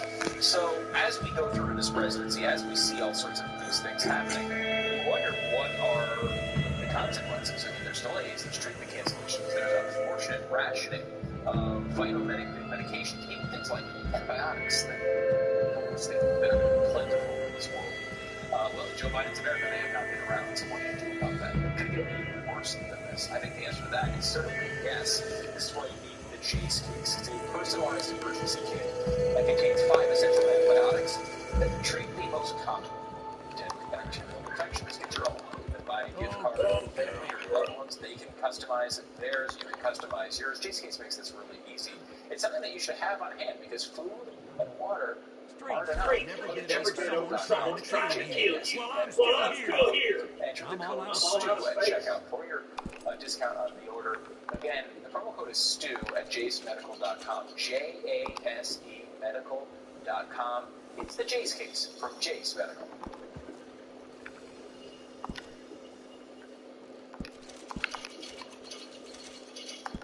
I am my grandkids are my tech support users. I am hating small-time menus years old. The older I get, the more things change, especially when it comes to my health. That's why I listened to my doctor about this season's COVID-19 shot that trains your immune system to recognize and help fight against recent variants. They to severe illness and hospitalization from COVID-19. This season's updated COVID-19 shots are now available and CDC recommended. Learn about vaccination and book and schedule COVIDvax.com. 10 years from today, Lisa Schneider will become the undisputed leader of a ginormous pack of dogs. Rescue dogs, to be exact. A second dog made possible by the career reskilling courses Lisa's already taking now. AARP. To help make sure her 8-year-old lives as long as she does. So she can finally run with the big dogs. And the small dogs. Just think they're big dogs. That's why the younger you are, the more you need AARP. During the Super Bowl Hot to Love event at Barrel School, you'll understand why there's so much to love with our winter weight reduction. Want to get a Watch drink? electricity pure for 40 bucks on the 24 all-wheel drive Subaru Forester. Or choose the 24 all-wheel drive Subaru Outback and get 0% APR for 60 bucks. And 1.9% APR for 36 bucks on a 24 all-wheel drive Subaru Forester. And they said I was crazy. I'm not crazy. Not like you. The time for feel You nice. beat up the big fella. Enjoy up to 40% off free balcony I asked for amenities it. at the mall. Plus, You think you're $50 real crazy, mister? onboard credit when you book on February 29th, 2024. You really calling me crazy? I fought in a war, mister. Did. Sent me strange, and all them fellas died. Which war was that exactly? A bad one, Mr. Arthur. Real. Well, people live on Mars. Good war? Petite Touch sweat-activated dry shampoo. It keeps hair fresh all day long. It's the best invention ever. Better than size. Funny. Hop it, Betty. I'll go now. This is better than sliced bread. Petite. The future of hair care is here. So glad I remembered Uber Eats has office supplies. But I feel like I'm forgetting something else. Ooh, shoes up, Peg. Hey there, I buddy.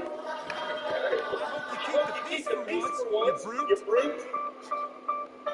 Unlike other brands, Don't worry, buddy. Rocco & Roxy Stain and Odor Eliminator completely removes stains and odors and is specifically formulated to tackle pet accidents. Our professional strength bioenzymatic formula uses probiotics and our unique odor counteractant to eliminate organic messes at the source, which means when accidents do happen, no one has to feel guilty for long.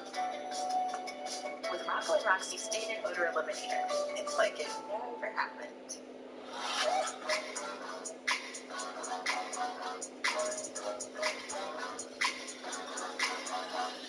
I'd appreciate it if you heard this along.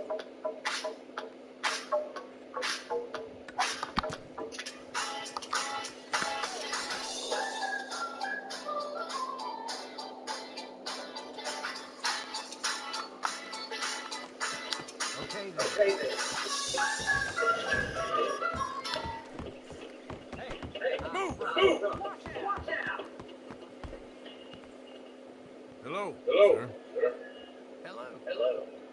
I'm joined once again by Steve Krakauer. He's the editor of the Fourth Watch, and his book right here, Uncovering How the Media Got Cozy with Power, Abandoned Its Principles, and Lost the People, is now available on paperback. I told you before, it's a great book, especially if you want to understand the media and all the craziness that you see on the screen every single day.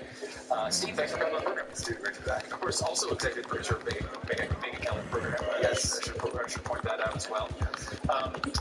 Let me go to the cable news landscape here to start, because we have it's such an interesting time. Where we have the 2016 election, where, in my view, and I think this is your view, is reflected in the book, there's a real change happening. Like there was always a left-wing bias, in my view, but it was never as overt until Trump came. It almost like when George W. Bush was president of the United States, they would say a lot of bad things about him, but with Trump, they really mean it. Oh, yeah. You know? So take us back to that era, and take us through the transition that happened, which I think is a pretty bad transition. I do too. You know, I went back just recently as going back to the book and thinking of the quotes that really stood out. Amy chose it for a journalist to show coming out called Girls and Bus. She had this great quote in there, and I think it's true. She says that there's a new young generation of journalists that believe that objectivity is a key to white supremacy. And she said it back. And I love that. It's quite an admission, and I think it's true. And I think that we exist in a time now where the CNNs of the world, the New York Timeses, the Washington Posts, they believe that objectivity was the goal. And I think that we would criticize them as as journalists on the other side. Exactly. They've got their biases. They're letting it seep through here. But that was always what they strived to do. That changed. That changed because of the Trump dynamic in 2016. I think really after 2016. I think once he won, then it was like, well, we cannot let that happen again. This is what did we do wrong here? Well, we can't just have this both sidesism and whataboutism and all of these terms that have become popularized, and suddenly objectivity is wrong. And so I think when it comes to cable news, CNN is, I see CNN is worse than MSNBC in a lot of ways, because MSNBC at least is somewhat honest about where it's coming from. CNN is trying to make the claim that they're still unbiased, that they're still objective, but they also are more than happy to lean into hashtag resistance movement when it suits them. And I think when it comes to Trump, the guardrails are completely off. There are no longer any sort of journalism ethics rule, and they don't even really think about what hypocrisy or what it might look like if they're covering one thing versus the other thing. No, these things are not the same, and we're not going to cover them the same. And I think it's the audience's detriment. Yeah, and Chiswick is a really good journalist, really smart, but not like some conservative who you'd think would be out there saying like, hey, like we, go Trump. Like that's not, I don't think, who she is. The fact that she's noticing that is stunning. And we saw this at the New York Times, with Barry Weiss's departure, and there's so many things that have happened over the past few years there that have indicated and I like to believe in a way that they see Trump as such a unique threat that this is a one-time thing. But I don't think it is. I think if DeSantis had won this primary, all of a sudden they would have seen him the same way and been viewing him. I mean, I just think this whole idea of objectivity is just lost at this point. I think you're right. I do think that it probably starts with Trump, and then it kind of builds out. I agree. I think if Ron DeSantis would have somehow pulled this off, he would have been the target in a lot of ways that Trump is as well. I do think there are some Trump elements that make him unique, mainly because of the way he's as talented, frankly. If you just put it aside politics, just as an entertainer, as a figure in our culture, he is just an extremely talented, unique figure, and so the antagonists, the other side, it just drives them crazy. So I do think he kind of, whether it's Trump derangement syndrome, I describe it in Uncovered as a Trump addiction, he has that one quality to it that makes him a little more potent than anyone else. Yeah. But no, I think that's absolutely right. Look, I spent a lot of time writing about the Tom Cotton op-ed in June of 2020. This was a story that's not necessarily related to Trump. This was really George Floyd and the protests that came after it. But then you have this uproar at the New York Times because they dared to publish a pretty benign column by a United States senator. I mean, it's insane that it caused what it did. But what you learned is that the rising up of the youngest members in their newsroom were able to push out the opinion editor because he dared to publish this column. So once you see that you have that power, then the journalists that see that are going to just continue doing it. Yeah, I mean, it goes in a way to what we saw with Tucker Carlson and Vladimir Putin, right? Where, like, the journalistic stance seems to be we just shouldn't hear from this guy. You know, I mean, Megyn Kelly, of course, famously also interviewed Vladimir Putin, and even at that point, I think at least people were saying, well, of course it's good that someone goes and talks to him. Like, he's one of the world leaders in the middle of every global story on Earth. Of course we should hear what he says. Now we're to the point, like, you know, you mentioned with the top cotton op-ed, and I feel like so many other times that it's like, well, what if we never hear what they say? What if we're just able to project on them what we want them to say? What if we project on them what we want people to believe their opinion is, and we never have to answer for who they really are? It's 100% true, and it's actually one of the reasons why I do think that we would be in this position in some degree if Donald Trump didn't exist at all. And because I think it really boils down to social media and the rise of social media, the decline of the gatekeepers that once had a real power, and suddenly, you know, now you have people who can accrue a big audience that don't require the institutional kind of media behind them, the corporate press behind them.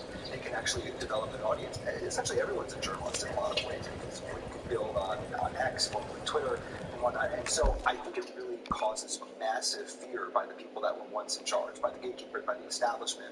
And they don't want people to have an audience and to be able to sway the masses in a way that makes it very fearful. I mean, we saw this with COVID. I think we still see it. And the way that pandemic caused a massive shift in censorship regime and kind of this anti-speech activism that I describe in the book. So yeah, I think that it's the way that these formerly very powerful figures are losing power. They can feel the sand eroding beneath their feet, that they just want to shut down speech, even if they're journalists. It's terrifying. Yeah.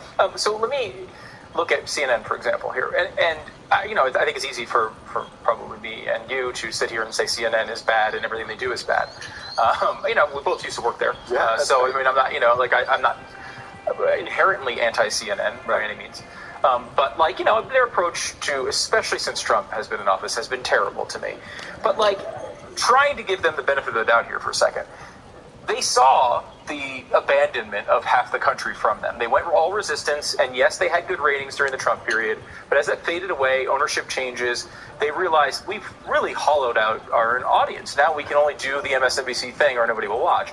So, in all appearances, was they at least tried a little bit to try to make things more balanced. They've hired, you know, some good conservatives that work there and appear very occasionally on the air. Right. But now, you know, you see that they're promoting Jim Acosta? Like, have they abandoned this? Because, I mean, it didn't seem to show anything in the ratings as far as growth. Yeah, I think that this is it's a story that's just beginning, because Chris Licht was brought in, and I do think we saw this. You want a corollary to the uproar of the Tucker Carlson. What about during the Chris Licht era, when they had a town hall? Caitlin Collins had a town hall with Donald Trump, and it didn't matter what the result of that was. It was certainly not a town hall. It was not like the softball interview. No. But just having it on caused such an internal uproar. It really was the end of Chris Licht's time there. I mean, it caused such uproar, publicly. It played out publicly. People criticizing CNN within CNN for daring to have this town hall. How could you platform Donald Trump? I mean, it's insane. And so Chris Licht's gone, and now a new era is in there. Mark Thompson, who I've heard is a fairly benign journalist, essentially, the guy who's business guy from the New York Times. But one of his first moves when it comes to the actual kind of the public-facing schedule is to install Jim Acosta, bring him from the wilderness on the weekends, and give him a 10 a.m. Weekday show every single Monday through Friday.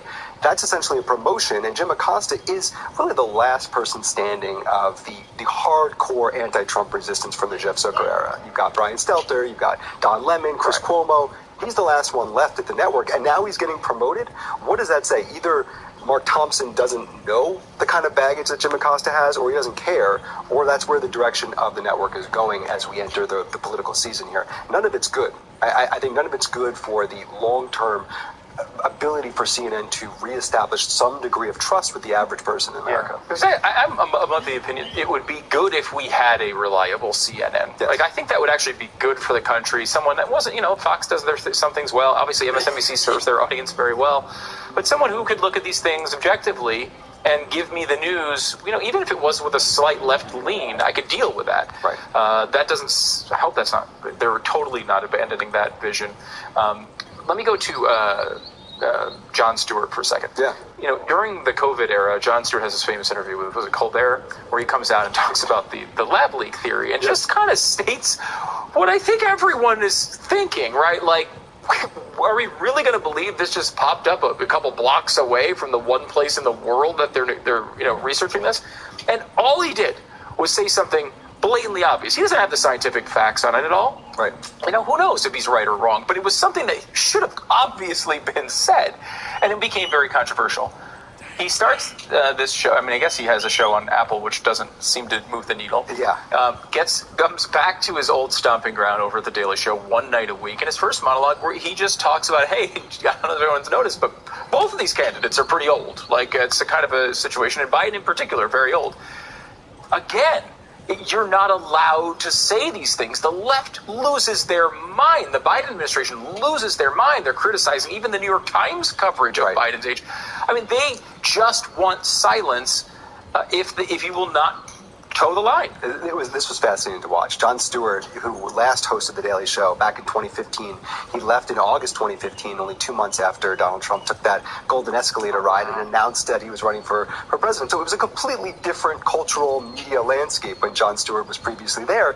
And look, Jon Stewart, I had criticisms of Jon Stewart as a Daily Show host, but he would occasionally poke at the people in power on his own side, on the left, even his own audience, and sort of call them out in a way. And he was essentially praised for it.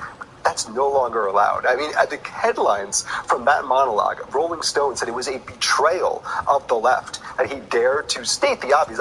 This is not a controversial opinion, saying that Joe Biden is too old to be president.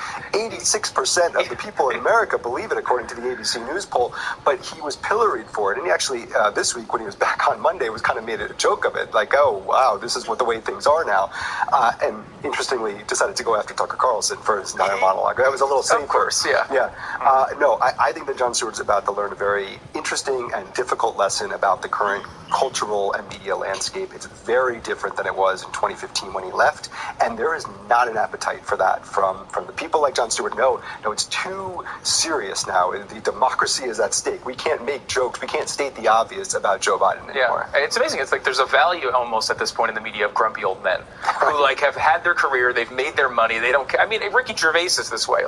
He doesn't care. He's just going to Dave Chappelle. They don't care anymore. They're just going to blurt it out. And I think it's the one thing that can seemingly cut through. Steve Krakauer, be sure to grab a copy of the book. It is great, and it has interviews with people on the left and the right, everything behind the scenes. You have some admissions from people on the left in this book that I was jaw-dropping as I was reading them. It's definitely worth getting. It's out in paperback now. It's called Uncovered: How the Media Got Cozy with Power, Abandoned Its Principles, and Lost the People, which is out now in paperback. Steve, thanks so much for coming back on. Thanks, dude. Appreciate it.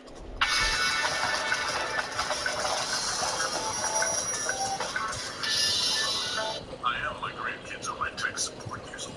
I am hating small-time menus years old. The older I get, the more things change, especially when it comes to my health.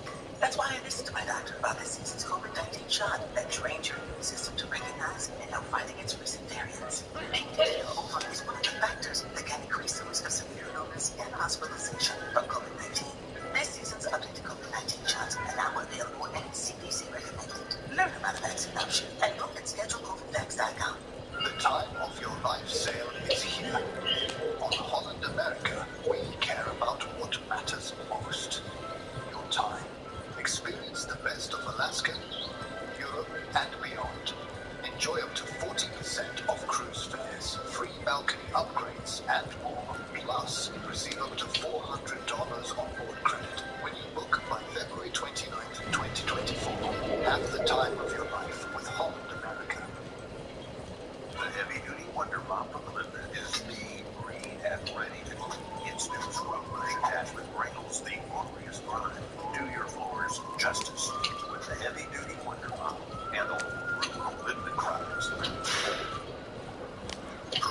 makes it easy to save with a quick commercial auto quote online. So you can get back to your monster to-do list. Get a quote at progressivecommercial.com. Where do we begin? Hello, brother. First good news I heard today. I don't see that. Do you think I'm comfortable? You look pretty comfortable with me. Do you got 2020 vision and 0-0 break? That girl has my face! I'm glad you said that. Little teenage black glasses.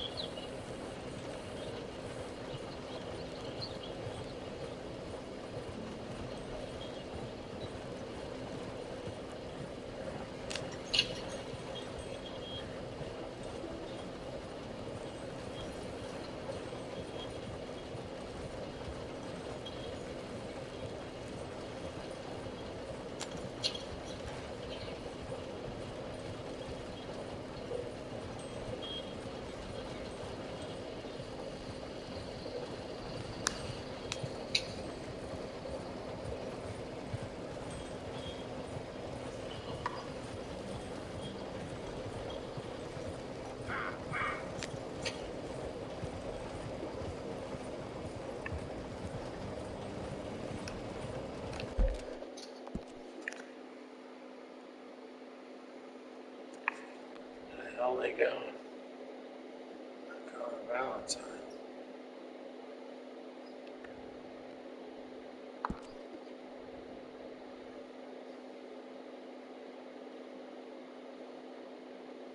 Must be over there.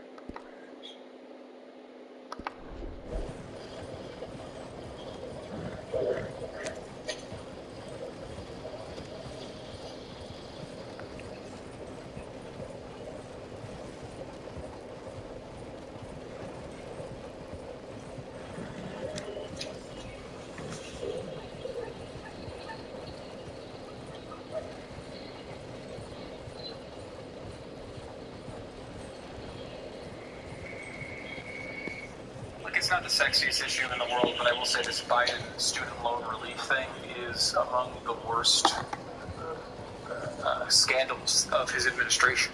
It's absolutely unbelievable. He's just trying to overturn our system of government by doing this. He himself said the Supreme Court blocked it, and he did it anyway. He himself is saying this at this point. We have to do something about this. I mean, I feel like it's such a boring issue, and a lot of people look at it as like, well what's wrong with relieving some debt? Even though, of course, they're the ones paying for it. But, like, you can't let this go. They're going to do this on 25 other issues if you just let this go. It's got to be stopped. I hope the Supreme Court takes it up again and smacks it down once again.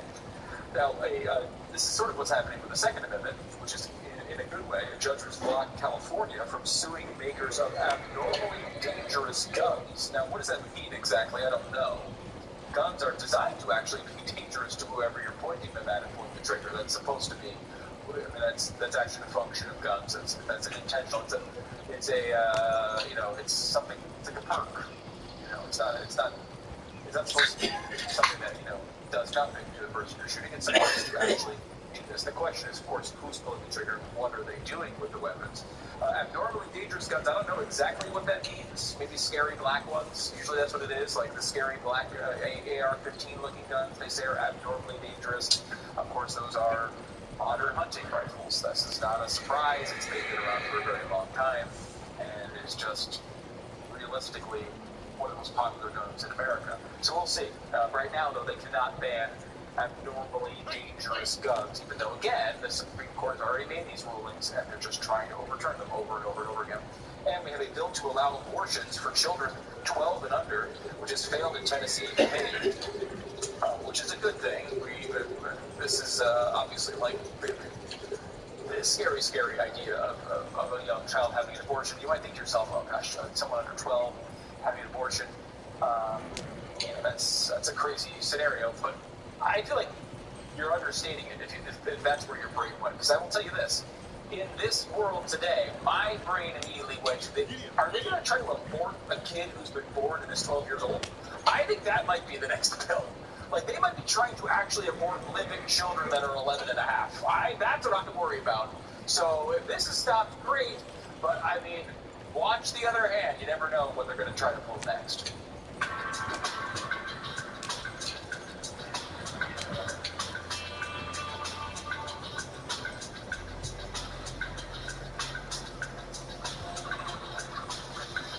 When you absolutely positively have to buy or sell a home, you need a good real estate agent. Where do you find that person? I know, on the bus bench.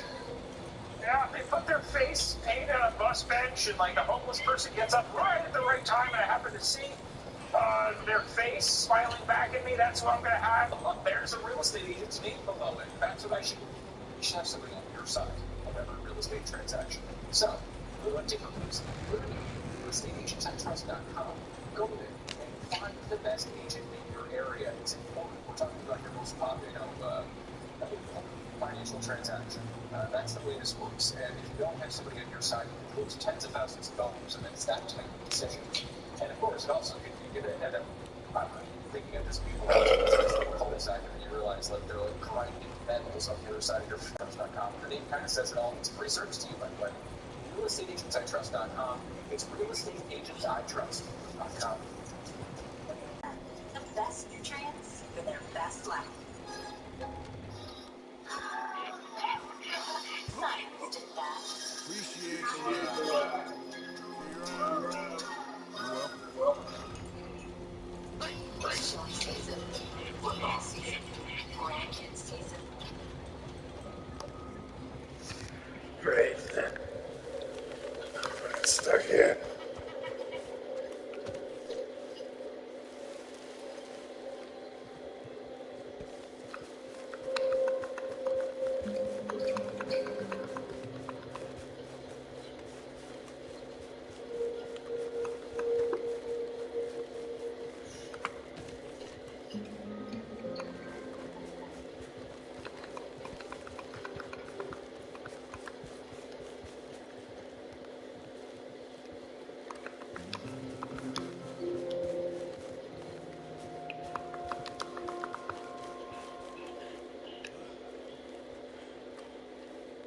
Hey, boy.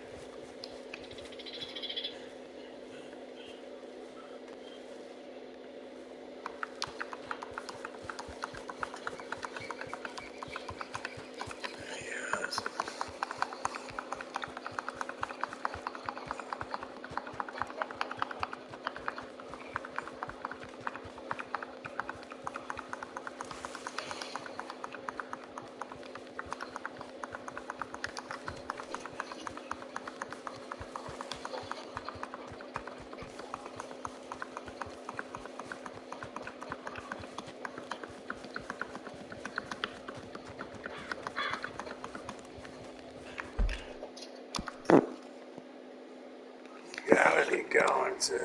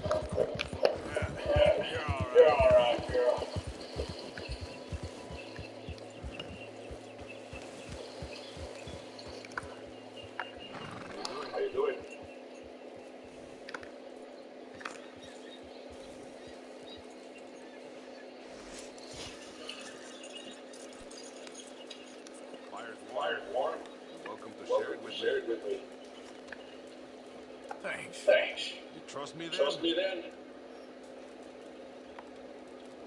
Guess so. Yes, so. Sometimes Sometimes we must we trust must each trust other, each other, even when we even don't when know we each don't other. know each other. Or else we walk this life alone. alone. For all I know, All I you're know, a thief you're a and a thief killer, and a but killer, I but rely I on my rely on my instincts to tell me instincts to tell me otherwise. otherwise. Yes, I Yes, see in I your see eyes in that your you're eyes not a that you're bad not a man. bad man. Like I was Like I riding was through the riding through the heartlands the other heartlands day the other day and cut through and cut through someone's land. land. Looked like an Looked like old an pig old farm. pig farm. When a couple A called me couple over called from me the over from house. the house. Very nice Very man and nice woman. man and woman. Very friendly. Very friendly. You would think You would this think is this fine, is fine, you know? you know? And they keep They saying keep that a saying traveler that a like me traveler like deserves me some deserves rest some and rest and refreshment, refreshment, inviting me to stay inviting me for to stay dinner. for dinner. I was I tired was and tired I was and hungry, I was but hungry, mi but corazonada, corazonada, the feeling in my feeling gut in my said gut no. said no. I don't know I why, don't know but I why, trusted but I it. trusted it. Then the very And the next very day, next a day, man a wants man me to wants stay me to away stay from that away from place. that place. So I live by I my live by my instincts. instincts. I'm also I'm real also fast real with a fast gun, with a gun, which helps me which when the helps me when instincts the fail me. instincts fail me. Well, Well, I've sat I've long sat enough. long enough. You rest here as Rest long here as you as long need. as you need.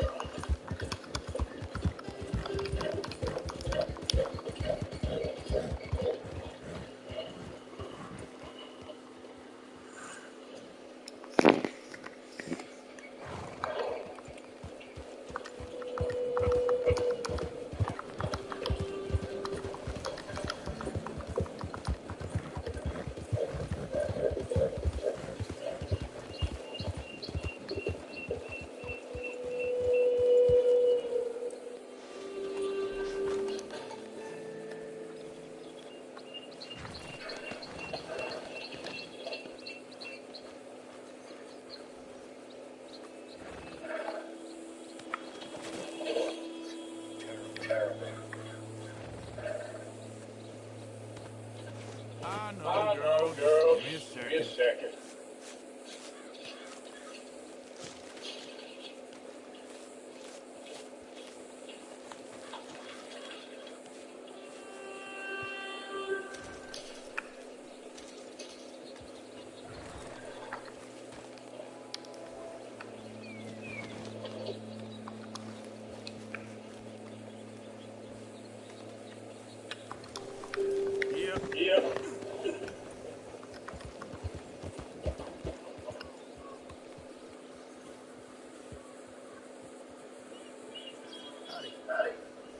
Can I help you with your horse? I'm sorry, but we're out of free livery space at the moment. If you ain't got the paper, I can't give you full price. I can always afford more.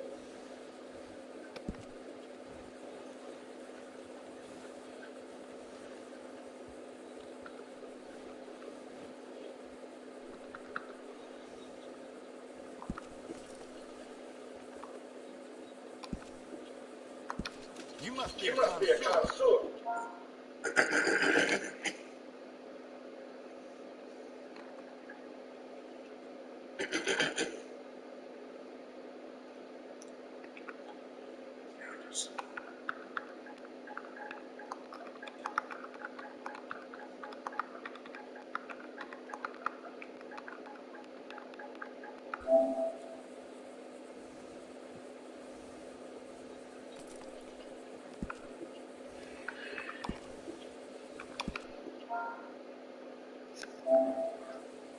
Oh dear me. That's an That's odd an name. odd name. You and that horse are always welcome.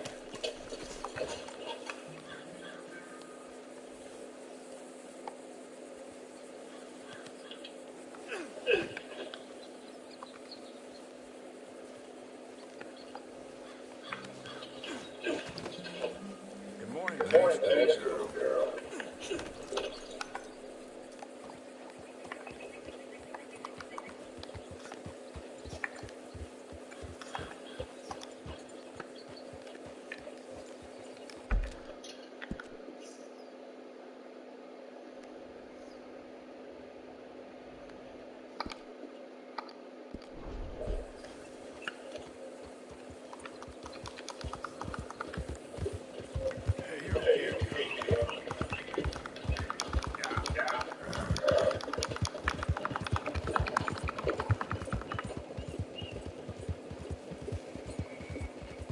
There, girl. Girl.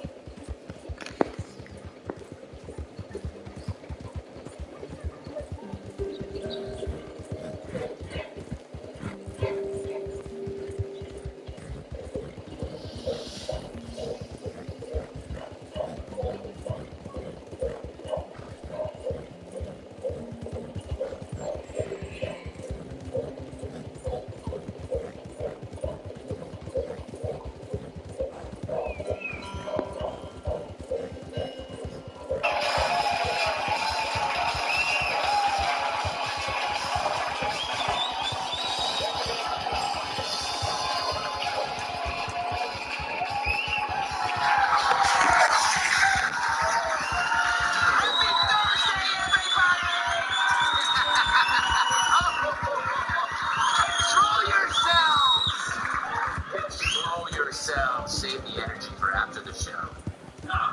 Can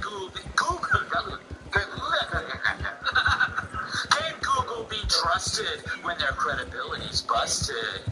Yes, Google's apologizing after their new AI Gemini chatbot created historically inaccurate pictures and refusing to show white people. For those unfamiliar with the software, you describe what you want to see, and AI generates the images. Then you hide the best ones from your wife. The glitch came to light when social media users asked Gemini to create various photos. For example, here's what popped up when Gemini was asked by Daily Wire writer Frank Fleming to create an image of a pope. Has there ever been a black pope? I mean, aside from Obama. But you can see one looks like a member of the squad and the other Jay-Z's dad.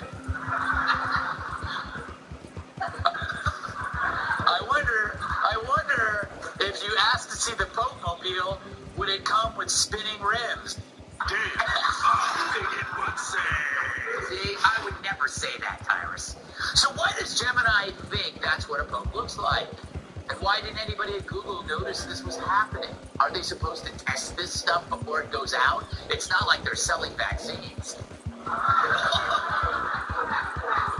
Nice. Fleming tried everything he could think of to get Gemini to depict a white person. That's fun. On medieval knights. Nope. At least they didn't show Gladys Knight. How about how about a Viking? Well, maybe a Minnesota Viking. Oh, then they might finally win a Super Bowl, those losers. What if you try to steer the AI towards simply white things, like someone eating a mayonnaise sandwich on white bread? No white people. I guess white people don't eat.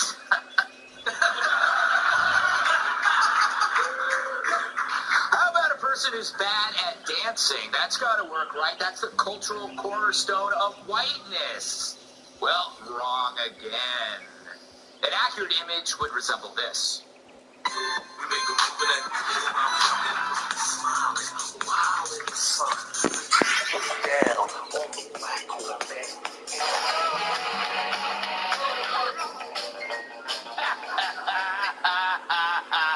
Like Jesse's hair bloods, that never gets old.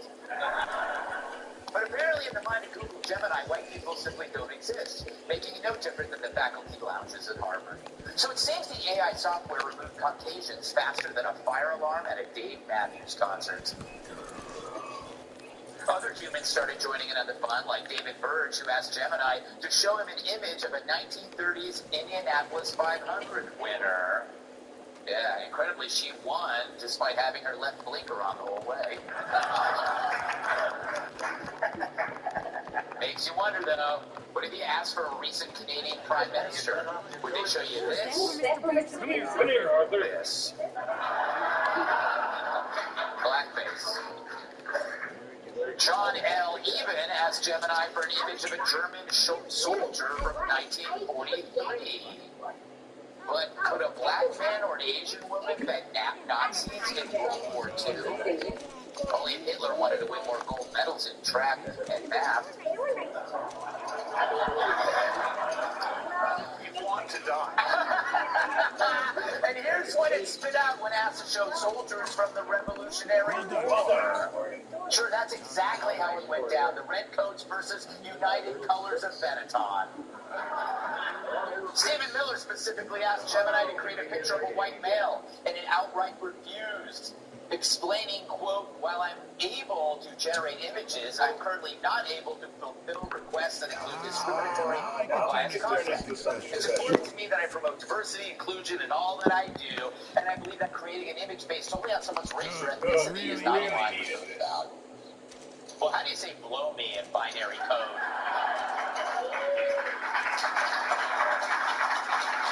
But what's accurate about this response is that even though it's AI, it sounds every bit as human as the people who programmed it. Half parrot, half robot, regurgitating woke platitudes like a mindless disciple.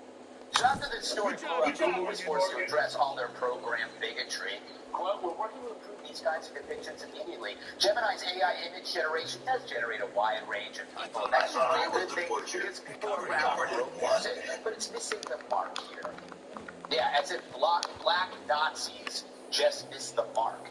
That's like requesting Malcolm X and getting Carrot Top. So why did this happen? It's because of something computer scientists call GIGO. Garbage in, garbage out. Sounds like someone describing the View's eating habits.